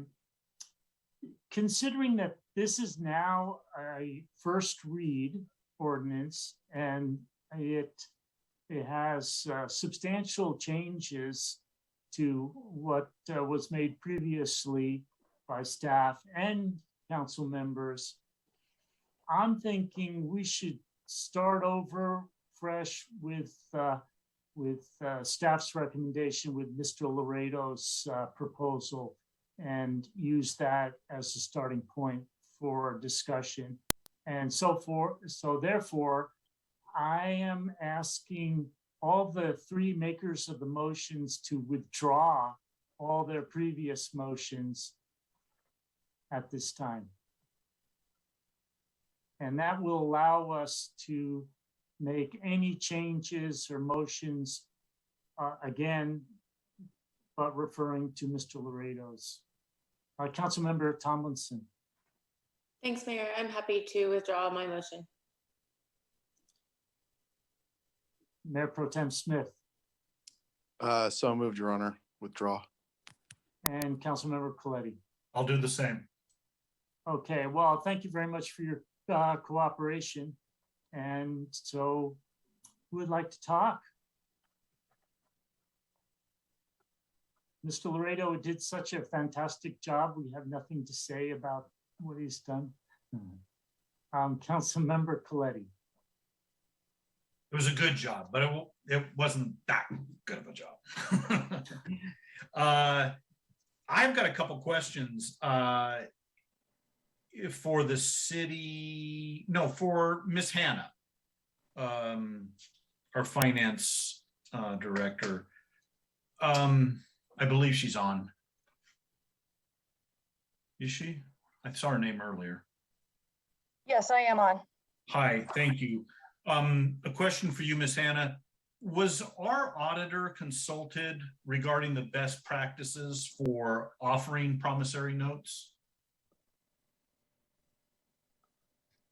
Councilmember Coletti through the mayor.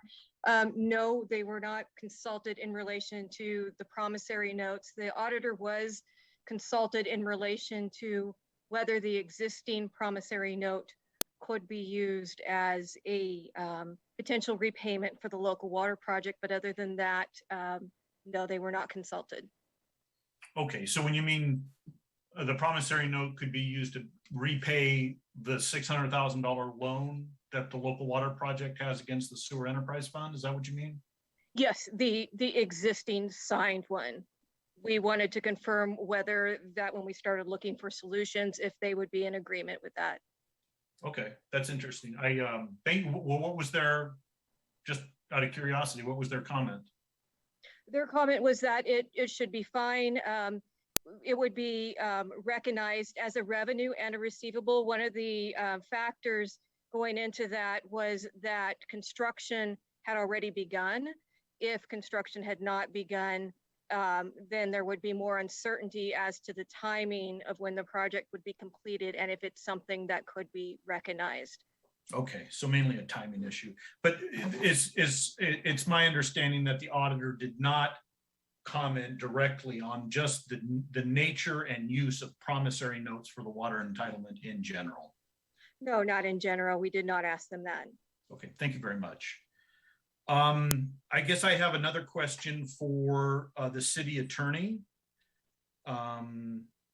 Is the state water board, so Mr. Laredo knows better than anyone that there are some requirements of the cease and desist order against Cal-Am for overpumping on the Carmel River.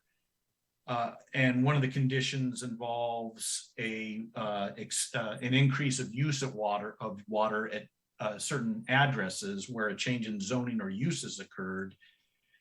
Is the state water board notified when the city issues a water entitlement to a specific property? I'm not aware that the city has that as part of its protocol to notify the state board. I do know that the sale of the entitlement, the specific requirements in section 2 and the correspondence on that is provided to the purchaser of the entitlement, and they are asked to acknowledge their receipt and awareness of those terms and conditions that limit their use. Okay, and that's part of the water purchase agreement, is that right? That's part of the water purchase agreement process, yes. Process, okay, thank you. Appreciate both of those responses. So as we know, and as has been described previously, a promissory note for approximately $600,000 was issued last year without council approval or even notification. And now we're here to try to figure out a process, or even if we want a process, to do that. The proposed ordinance, as I understand it, implements 3 important protections that we discussed last time. The notes, the promissory notes will now require council approval. So that's certainly important. There are new clawback provisions should the developer or would-be purchaser default, and transfers between owners is prohibited. But with all of that said, and I know this is going to sound like a broken record because I said it last time, but I do feel passionately about this. I have a real problem with subsidizing developers who don't pay anything for the right to use our water. And what I mean by pay anything, I mean any upfront payment. This right to use our water enables development that other people have to specifically pay for. You have to go pay for the entitlement to go get a water permit that then allows you to get a building permit. Anyone who's built an ADU using an affordable dwelling unit using the water entitlement process knows that they had to write a check before they could build affordable housing. And now we want to allow our water entitlement for hotel or condominium or whatever use might come in the door, basically a high-end development without any money down. So I can support this ordinance, and I'd like to support this ordinance, but I really, really ask my colleagues to consider requiring some down payment.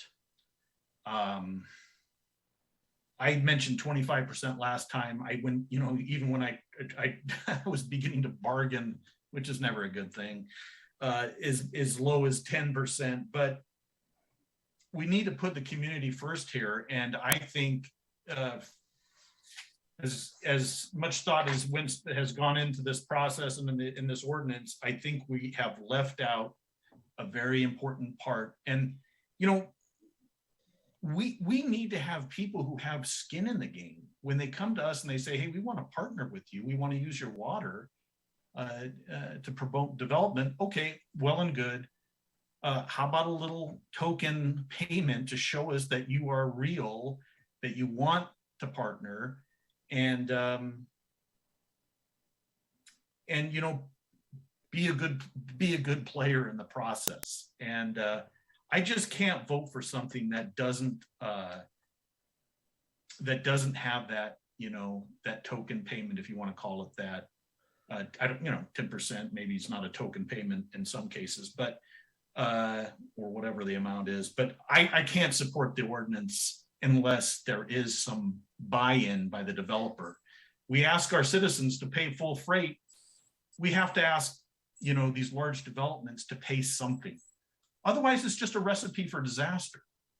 If they think they don't have to pay anything up front, hey, maybe I don't even have to pay the promissory note. So I think people need to consider just common sense. If you ask someone to give you something that's going to be of a substantial benefit from you, I don't think it's too much to ask that they actually pay something up front. So I hope that came out okay. Thank you. Councilmember McAdams. Thank you, Mayor. I have a question for our city attorney.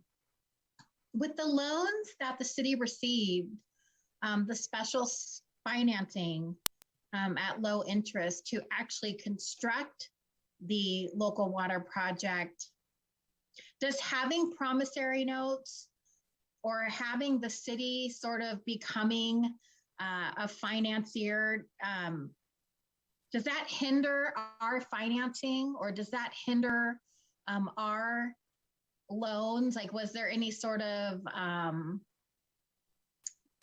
rule where you're not allowed to do something?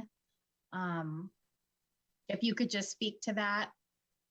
The entire structure that the State Water Resources Control Board did contemplate was that a portion of the water that was freed by reason of this project would become the city's property right.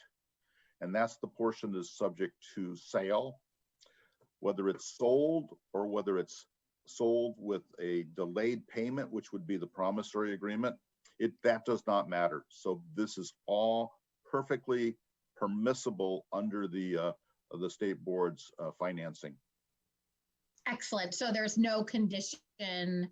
It's just basically we are getting the water and we're welcome to sell it or finance it however we see fit. That is correct. Within the limits that they have set. Excellent. Thank you so much.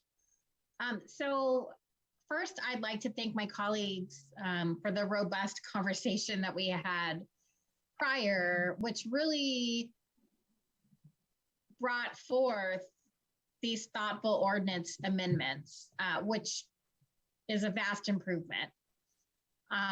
The amendments that Councilmember Tomlinson and Council Member Coletti provided, really puts the city in a less vulnerable position, and I support those amendments. So I do support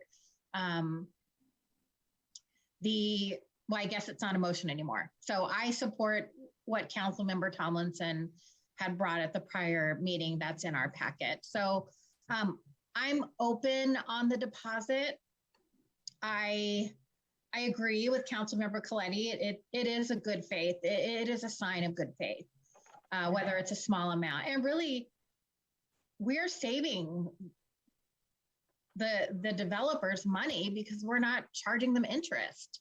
So yes, should they come to the table with a deposit and a commitment? Absolutely. I think that is a good showing of a good business transaction.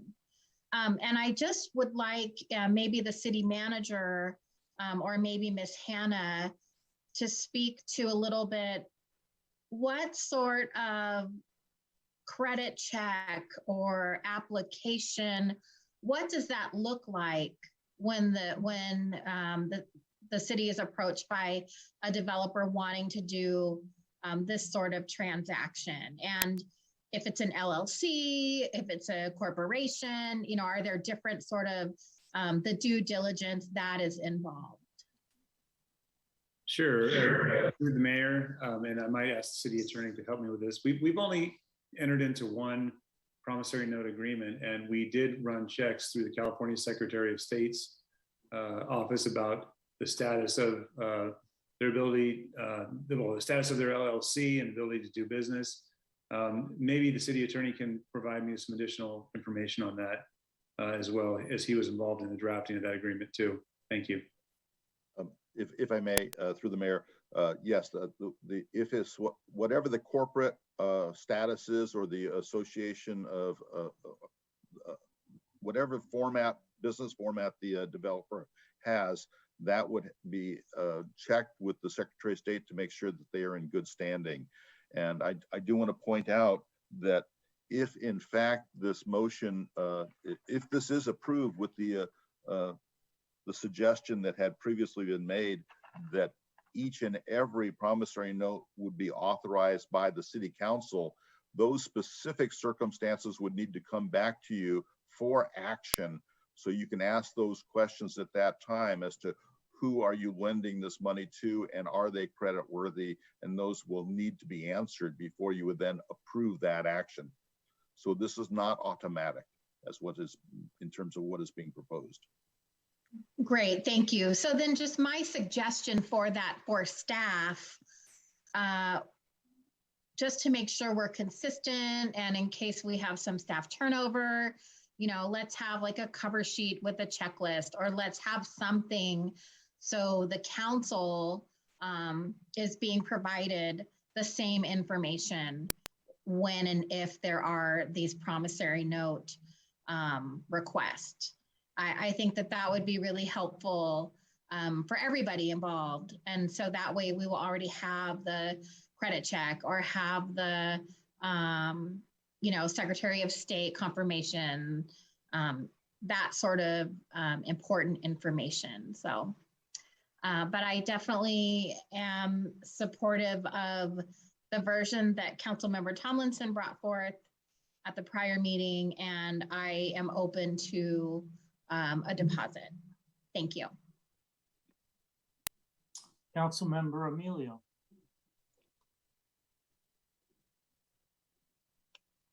Thank you, Mayor.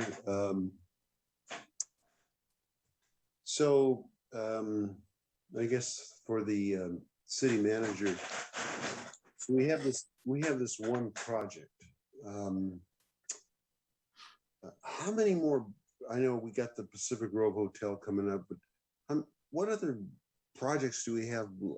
Do you know of any large projects like as described? I have other questions, but do you know, Mr.? No, Councilmember Amelia, through the mayor, at this time, we're not aware of any other potential large projects out there. There could be some, but I've not been approached by anyone with a proposal. Okay. So I'm just thinking, I mean, kind of looking long range. What if suddenly we had a large, hopefully a large affordable housing project coming in?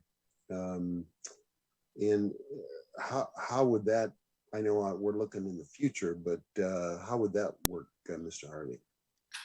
Through the mayor, that would work in two ways through council action. One way is that council has already allocated a certain portion of your entitlement water specifically for affordable housing. So you've set aside a good chunk of it for that purpose. So that's a good thing. It's not being taken by other interested parties. And secondly, the revised ordinance is brought forward by the city attorney just establishes a water amount as the threshold. It removes the need to define it as commercial or residential. It just really sets a level that is so high that it's going to be only large scale projects if it's housing, if it's commercial, whatever it ends up being. It removes that nuance. Thank you. Thank you. Councilmember Tomlinson. Thank you, Mayor. I appreciate the city attorney's office for incorporating these changes. It reads much better. I think we are more protected. I really like the change. I'm not sure who came up with it to do an amount instead of commercial or residential. I think that's much cleaner and makes good sense. So kudos to whoever came up with that plan. I would like to make a motion, Mayor, Please. If that's okay. Okay. I move that we introduce and hold the first reading of an ordinance to amend Pacific Grove Municipal Code Section 11.68 related to water distribution regulations to enable promissory notes associated with payment of entitlement water sales, and direct publication of the ordinance will be satisfied by publication of a summary as approved by the city attorney. I'll second that. All right, we'll now have discussion on the motion. And I guess I'll go first. And thank you for that. Mr. Laredo, in this context of Chapter 11.68, what is a promissory agreement? Mr. Mayor, I chose the word promissory agreement rather than promissory note because I wanted to be a bit more generic. I was concerned that I wanted to make certain that whatever form of the document was, that it would be collectible by the city and enforceable against the property, that those protections that we had discussed, that we could withhold occupancy permits, that the city would have the ability to revoke the water entitlement, that would apply no matter what the form of the obligation was. So I chose not to use the word promissory note because I was concerned that there might be some circumstances that the term note would not be fully capable of being enforced by those remedies for the city to withhold occupancy and to be able to revoke the entitlement. So that was the reason I chose the term promissory agreement as opposed to the more specific promissory note. Okay, and what is the definition for promissory agreement? An agreement is a contract, so it's a promissory contract. And in this context, for entitlement water, it's a contract between the city and a purchaser, right? And that is correct. And the city is offering to sell a certain amount of water at a specified price.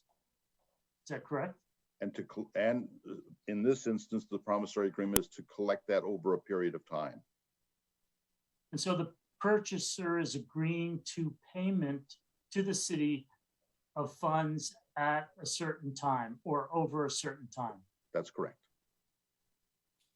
and the sale is entitlement, water entitlement rights. Is that right? We have defined water entitlement. That is what is being sold. Yes. Okay. We have a section in chapter 11.68 with 11 definitions.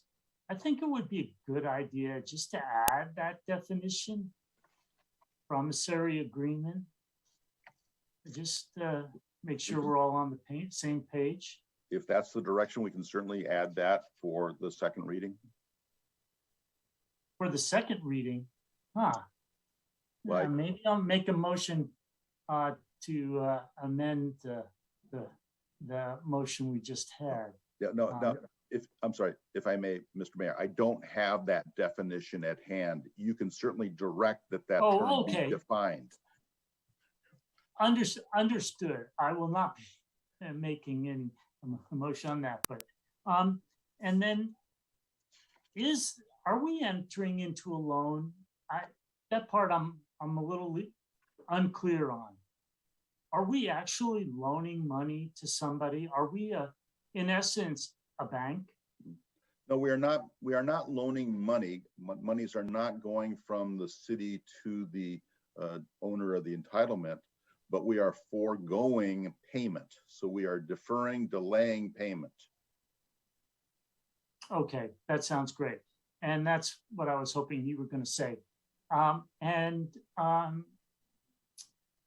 Just to amplify the question from Councilmember McAdams, if we enter into a promissory agreement, which at some point, worst case scenario, the State Water Resources Control Board, the sale is consummated, but the State Water Resources Control Board believes in its interpretation that this violates the conditions of our loan. Are we at risk at all, or does this put the loan at risk at all, or do they just have control over the actual sale or use by a property owner? Is that clear? I'm not sure I've stated it very clearly. I believe the answer is technically both. I believe the state board has some control over the actual use of the water, not through the city, but through CalAm, and which CalAm is the direct recipient of the cease and desist order. It's the cease and desist order that would be at play. The Water Management District is a party to that proceeding, so perhaps the state board could enforce those water use rules through the water district. But specifically to the city does have a low interest loan from the state board, and that low interest loan has been conditioned so that if there is not compliance with those conditions, then that loan can be called. And so that would be a separate means of enforcement by the state board if in fact there's an inappropriate use of the water. That's the reason that we have written into the entitlement sales documents the obligation that every purchaser read what those conditions are and agreed to abide by those. So thank you. So if I understand you correctly, if the State Water Board said the sale was in violation or the promissory note was in violation, then we could revoke it and no harm, no foul to our promissory. It's to our low interest loan. We would be, if there was a violation of the promissory note, what is being proposed here is we would have the ability to revoke the promissory, the entitlement sale. Yes. Okay. If I understand you correctly, that makes me think that our low cost loan is not in jeopardy because we would act to revoke the water entitlement if there were that was a concern. Okay. Yeah. And Mr. Mayor, at the risk of confusing it even more, I will be the first to admit that there are differences of opinion as to how those conditions of the state board will apply with particular projects. And what we have invited individuals to do is to engage in those discussions directly with the state board. Understood, and thank you very much for that clarification. And lastly, I'm also in favor of a deposit, 10%. This is for large developers, and as has already been stated, small developers, if you're a homeowner and you're building ADU, you're a small developer. We're saying small developers, you have to pay up front. Large developers, you don't have to pay up front. We defer any interest, you pay us later. So we are giving them a subsidy by charging them no interest. So I agree with, it helps me a whole lot that we're treating everybody equally if we ask for a 10% down payment. And with that, Councilmember Tomlinson and then Councilmember Coletti. Sorry. I guess my question is, you know, in the developer, like, what are we talking about? 10%? How much money is that on the cost of the water? Can we put that in numbers for the current project promissory note? Are you directing that question to me? I'd be happy to give it a shot.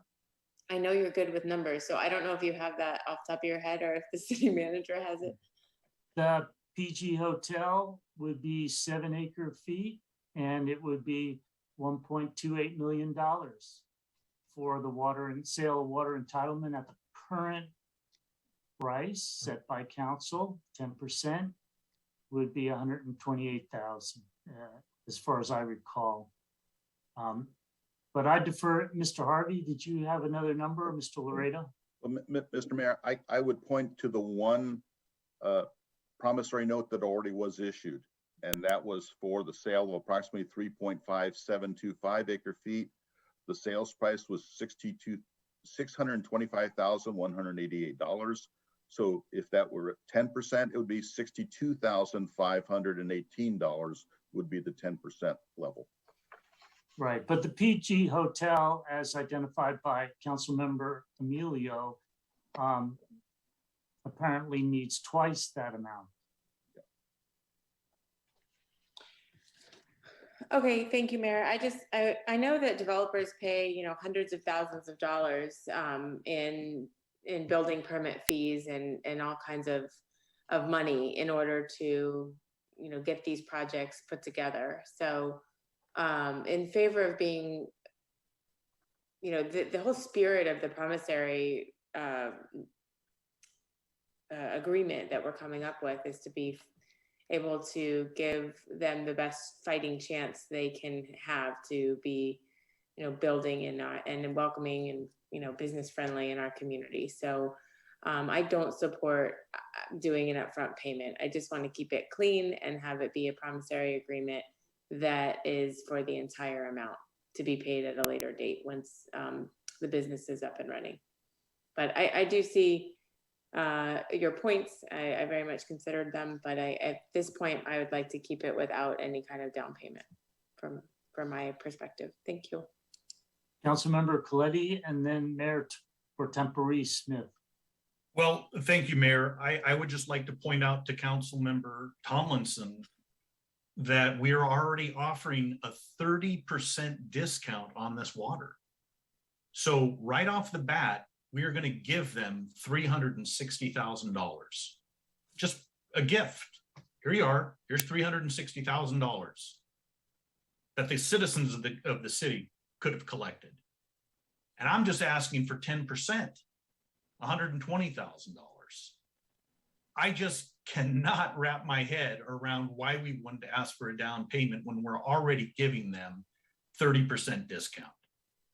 And so I just please ask you to consider amending your motion to include I call it a token. I think 10% is a token down payment. And, you know, we're welcoming these people with open arms with a 30% discount.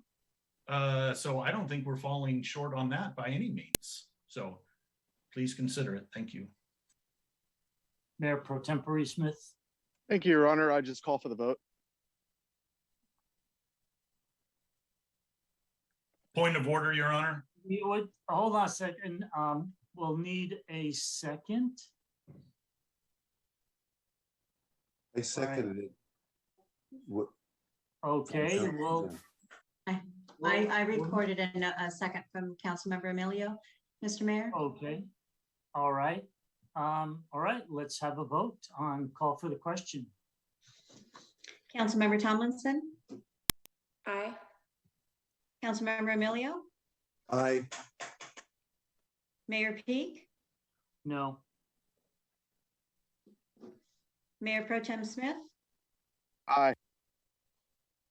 Council members Coletti, No, and I have a follow-up question after the vote.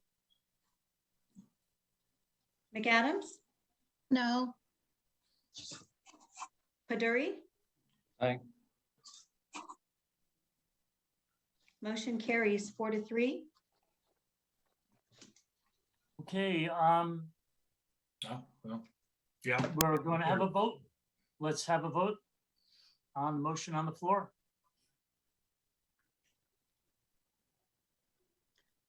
Mayor, I thought that was the motion. I Oh. did too. No, That was that the call was, for the that question. was the vote. That was the vote, the call for the question.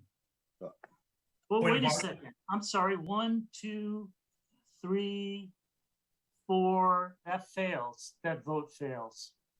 We need a 2/3 majority to call for the question. What? I think only 3 people, Your Honor, voted no. Yeah, so we need a 2/3 is 5. We need 5 people to stop debate. I think they got it. Uh, Oh, No, excuse me. Sorry, I'm sorry. no, there were 3 no's, there were 4 yeses. If that vote fails. You're absolutely correct. My apologies. Okay, Councilmember Coletti, just hold on there. All right. please. All right, so the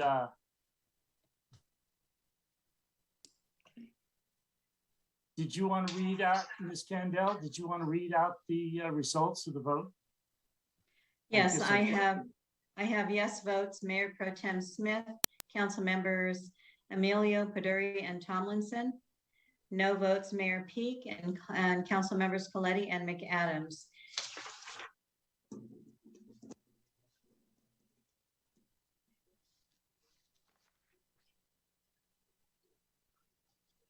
Okay, and the result?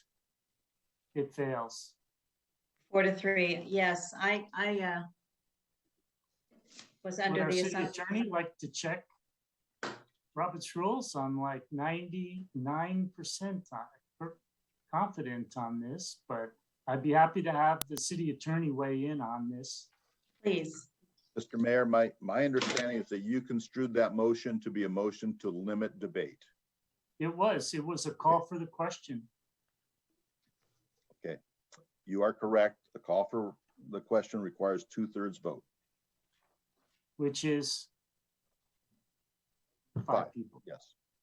All right. Okay, moving on. Just before we had call for the question, I thought I saw Councilmember Paduri raise his hand. He hasn't spoken. Yeah, and I can, thank you, Mayor. I just was going to comment on the fact that at the end of the day, I understand that we want to make things fair for both personal and business, but I do want to point out that there are differences. With a business, you're actually, I mean, the businesses are bringing in revenue. I mean, that's the prime purpose of the city. I mean, we need to think about in terms of revenue. And really, that's why we need to make it more business friendly so that the developers can do their thing and the city can gain revenue. So I'm not in support of adding more clauses I like the ordinance as it is. Thank you. Councilmember McAdams. Thank you, Mayor. You know, and I understand as far as being business friendly, and I think the city is very business friendly, you know, but this is a protection in a sense to where we don't end up with a project like the Holman building that took, you know, 5 to 7 years to be completed, you know, promised the sun, the moon, the stars, and all of this, you know, revenue, and it's going to be the hub of downtown, and they can't even rent out the business commercial space. So, you know, we are business friendly, and then we definitely bend over backwards to accommodate businesses coming into Pacific Grove. So, you know, I really don't think that asking a business who is investing millions of dollars anyways to pony up a little cash is a big ask. You know, I mean, I don't think that it's unreasonable at all. And I do feel that we're being very, very accommodating. You know, something that Mayor Peak said this evening that I had not thought about. It's like, yes, for people who are building ADUs or adding a bathroom or, you know, purchasing water entitlements, these are our residents. They have to pony up 100%. You know, we're not giving them any. I would prefer to be financing them, quite frankly. You know, I mean, I would prefer to be helping our residents, you know, and so to ask for these large projects, which are few and far between, to pony up a little cash and be invested with the city like they're invested with, you know, their bank and their contractors. They're putting down deposits on everything else too. And so we would just be part of that list, which is customary to starting a business. You know, it costs money to make money. And that's just how it is. So, you know, I take a little offense to that because I do think that the city is quite business friendly. And so I don't think it's unreasonable to ask for a 10% down payment. Thank you. Councilmember Tomlinson. Okay, thanks, Mayor. I think it's an interesting conversation. You know, when I think about the 30%, and that was a long debate and discussion that we had a couple years ago, and we've extended it as well. And it was all for the spirit of what we're talking about, to be business friendly and to our residents. And it is a significant discount. We didn't have to do it, and we've extended it. And so in that spirit, I want to not have a down payment either, you know, but possibly, you know, plus a promissory note. So it's like all three things stacked together is a huge gift, you know? And so possibly when I you know, take that into consideration, the 10% doesn't seem as bad because it could be 30%, you know, it could be that full discounted amount. So thank you for bringing that up, Councilmember Coletti. And so I think I could go either way, and 10%, it is a lot. They do, and I will say they do pay a lot of fees and all the building permits and everything. So this would add to that pile that the developers would have to pay. So given that, I don't know if other council members have reconsidered, but possibly throwing out 5% would be another option. So that's not very clean, is it? So it's my motion, Mayor, right? So the question is there a friendly amendment to add to the recommended action to include a 10% deposit? Or whatever number I feel like adding. Okay, I'll go with 10. Thank you. I don't know if Joe will second that. No, I'll withdraw my motion on the second. I'll second. Could I have a discussion on that? Yeah, yes, so the amended motion, and I was the second, and Councilmember Emilio. Thank you, Mayor. You know, I keep hearing if someone wants to add a bathroom or if someone wants to put in a small ADU behind their house or anything, we're not talking about the thousands that large developers put out towards permits, and that's a fact. I'm thinking we're comparing apples and oranges, and I still go with the original second, but I'm going to withdraw my second on that last motion. Okay, I think we're ready for a vote. Ms. Kendall? Thank you. Councilmember Tomlinson, Aye. Mayor Peak, Aye. Council members Emilio, No.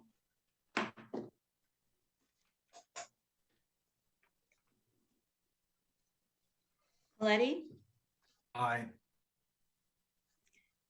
McAdams, Aye. Paduri, No.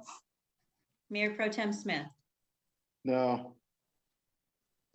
Motion carries 5-2. I've got 4-3. 4-3. I have the dissenting votes from Emilio, Paduri, and Smith. Oh. Okay, thank you.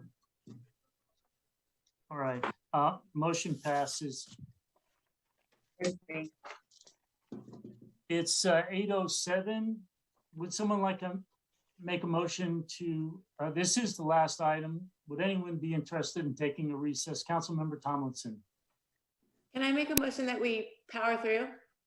No, it's the other way around. It's Oh. Okay. all right. No one's making a motion for recess, so you get your wish. We are moving on to the last item on our agenda. It's 13A, local preference for purchases, systems and procedures. Councilmember McAdams. Thank you, Mayor, and I will make this short and sweet. I don't have a presentation for this agenda item. It's very straightforward, and all of the information is in the agenda report. I would like to thank City Attorney Michael Laredo for helping me. He reviewed the agenda report and did some added research of other cities who've implemented local preference. And so really for me, you know, as we begin to recover from the pandemic and the hardships that our economy has experienced, by supporting local businesses, you know, that's really the key to our economic recovery. And the purpose of this practice of local preference is to support, you know, keeping the dollars local, the jobs local, and really to support small businesses in our local region. Included in the packet is the ordinance from the City of Monterey and also the policy of the County of Monterey. And so the recommendation before you this evening is to, of course, have our discussion and deliberation with ultimately directing staff to return with a draft ordinance and or policy to review. And just to clarify, the local preference would be for city-related, you know, our public works contracts, our RFPs. Not the city in its entirety. It's us as the purchaser. So, thank you. Do we have any public comment on this item? We do, Mr. Mayor. Peter Mountier, you have the floor. Welcome. Good evening, Peter Mountier, PG Chamber. Thank you for considering this. I think this is an excellent discussion to have as the city looks to not only help move our community forward from the effects of the pandemic, but also fulfill its goals related to helping local businesses succeed. The last time this item came up was in 1996. No ordinance related to that discussion was adopted. Currently, the only reference to local preferences in city purchasing appears in Chapter 2, wherein a bidder who pays sales tax in Pacific Grove can deduct the tax from their bid in determining the lowest responsible bidder for a project. Other cities have similar provisions, but many go a bit further. For example, Watsonville's city charter states in a single sentence that merchants located within the city shall be given preference if service, quality, and prices are equal. Sand City also has provisions related to hiring local laborers that are similar to Monterey's, although Monterey's are a bit more detailed.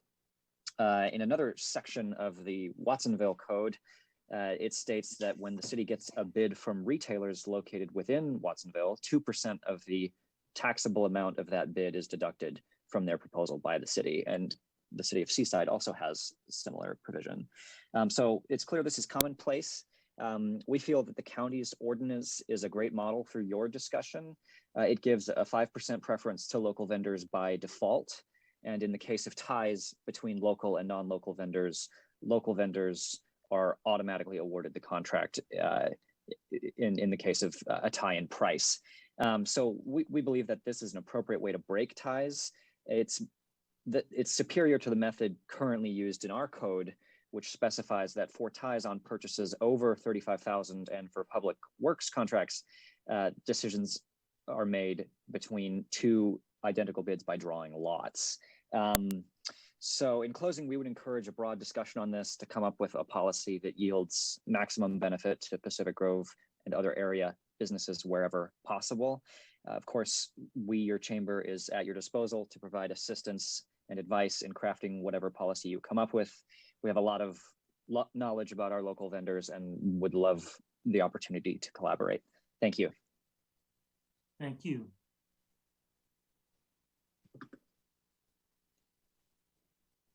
Any other further public comment? Yes, sir. Mo Amar, you have the floor. Good evening, Mayor, member of the City Council, Mo Amar, Pacific Grove Chamber. Thank Council Member McAdams for bringing this item forward. I was at that City Council meeting back in 1996 when former Vice Mayor Robert Hewitt brought this forward and it was discussed. We also attempted to put this back on the agenda in 2007 and then 2009. And I'm hoping that this item would be wrapped up by this City Council and by our capable staff.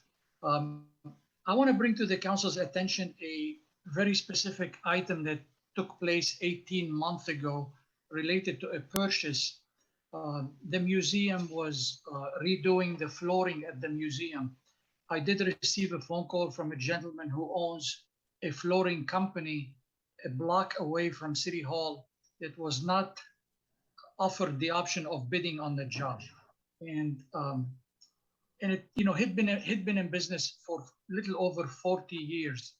So the idea is working with the Chamber of Commerce, working with the HID, BID, and all the entities on hopefully doing business local. I will also share with you that before joining the Pacific Grove Chamber of Commerce, I spent 5 years in downtown Monterey, and I was close to the city of Monterey. And it's hard to believe what some cities do. For example, when they have consultants from out of town, they give preference and encourage the consultants to spend the night and eat and shop and do their business in Pacific Grove. So it goes beyond just simply having a policy. More than anything, your decision would send a great message to the business community that you want to do business locally, you want to support them.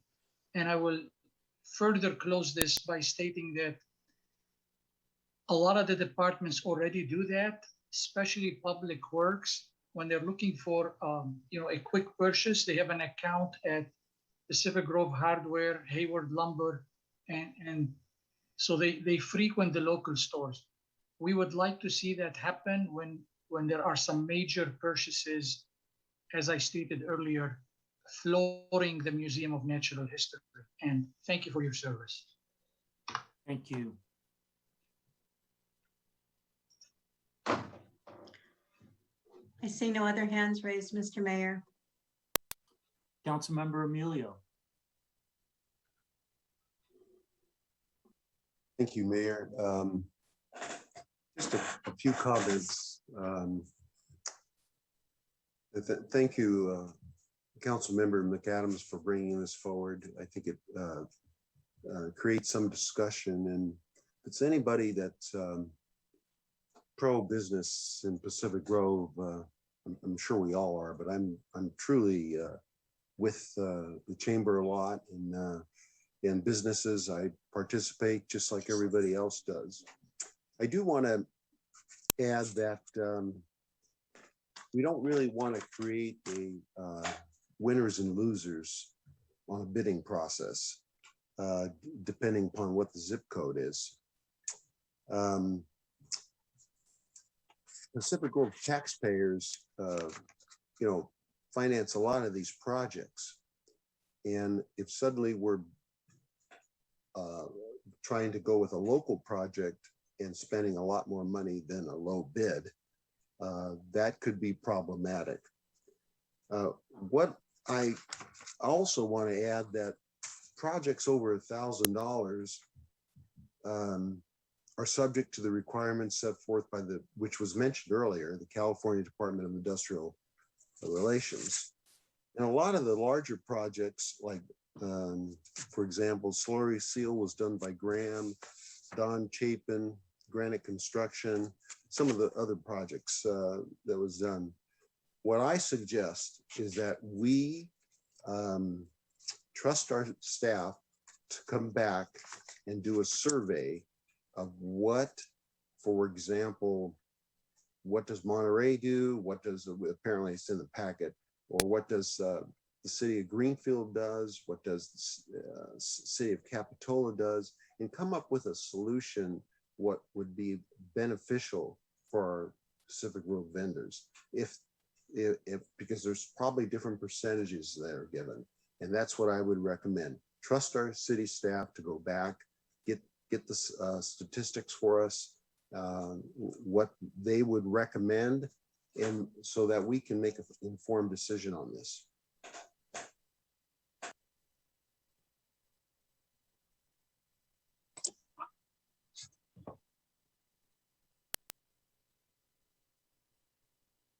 Sorry about that. Councilmember Pedori.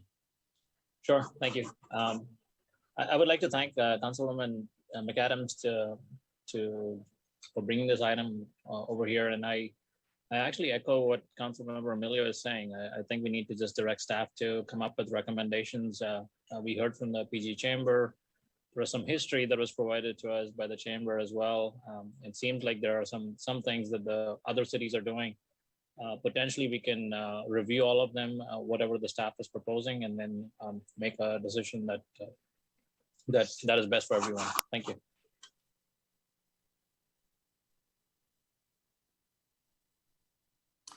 I'll add that, boy, this sure looks business friendly to me, and I like it a lot. The only thing I would add to the recommendation is to set a time frame on when it comes back to council. Something very reasonable or even generous, so we have some idea of when we'll hear this. And I'll just note in response to prior council member comments, it directs the staff to come back with changes to 2.16. I think that's right on target, and that gives staff the ability also to provide any background that they feel is important. Councilmember Coletti. Thank you, Mayor. I completely agree. I think this is all about a discussion and asking staff to bring something back. I think I don't know what the problem is. And 1996, this is long enough. And I thank Councilmember McAdams for bringing it forward. And I'm sure staff will give us a good look at an ordinance to amend chapter 2.16 so we can implement this. I'm complete agreement with this. This couldn't be more business friendly than shopping locally. So I'm all for it. Would you like to make a motion? I move that we direct staff to come back at their earliest opportunity and propose an amendment to chapter 2.16 to implement purchases, systems, and procedures that will consider incorporating local preferences and direct the city manager to make those suggestions. Second. Councilmember Emilio. Yes, I would like to add a friendly motion to that the staff research prior to coming back what other cities, as I mentioned before, whether it's Capitola, Greenfield, whatever cities, what are they providing their vendors? So we're not completely off when we're talking about this. I'm a proponent of this, but I think the staff needs to come back with some recommendations along with that. Well, Councilman. Discussion on the motion, I guess. Yeah, it's still discussion on the motion. Okay. Exactly. Councilmember Coletti. I think. Go ahead, Mayor. I'm sorry. I think Councilmember Emilio. It seems to be we're all saying the same thing. Staff is coming back, and we've said that staff can come back with their research and recommendations as well. So, it seems like we're all. Yeah, I'm okay with that. Yeah. I'm okay with that, Mayor. If they're going to come back, that's fine. Yeah, I appreciate the comment. I think we'll just encourage them to cast their net far and wide. May we have a vote, please? Yes, Mayor. Mayor Peak, Aye. Mayor Pro Tem Smith, Aye. Council members Emilio, Aye. Coletti, Aye. McAdams, Aye. Baduri, Aye. and Tomlinson. Aye. Motion carries 7-0. Thank you very much. And that brings us to the end of our agenda. Thanks to the public and staff and council members for participating tonight, and have a very pleasant evening. Good night, everybody. Good night, everybody. Good night. Recording stopped.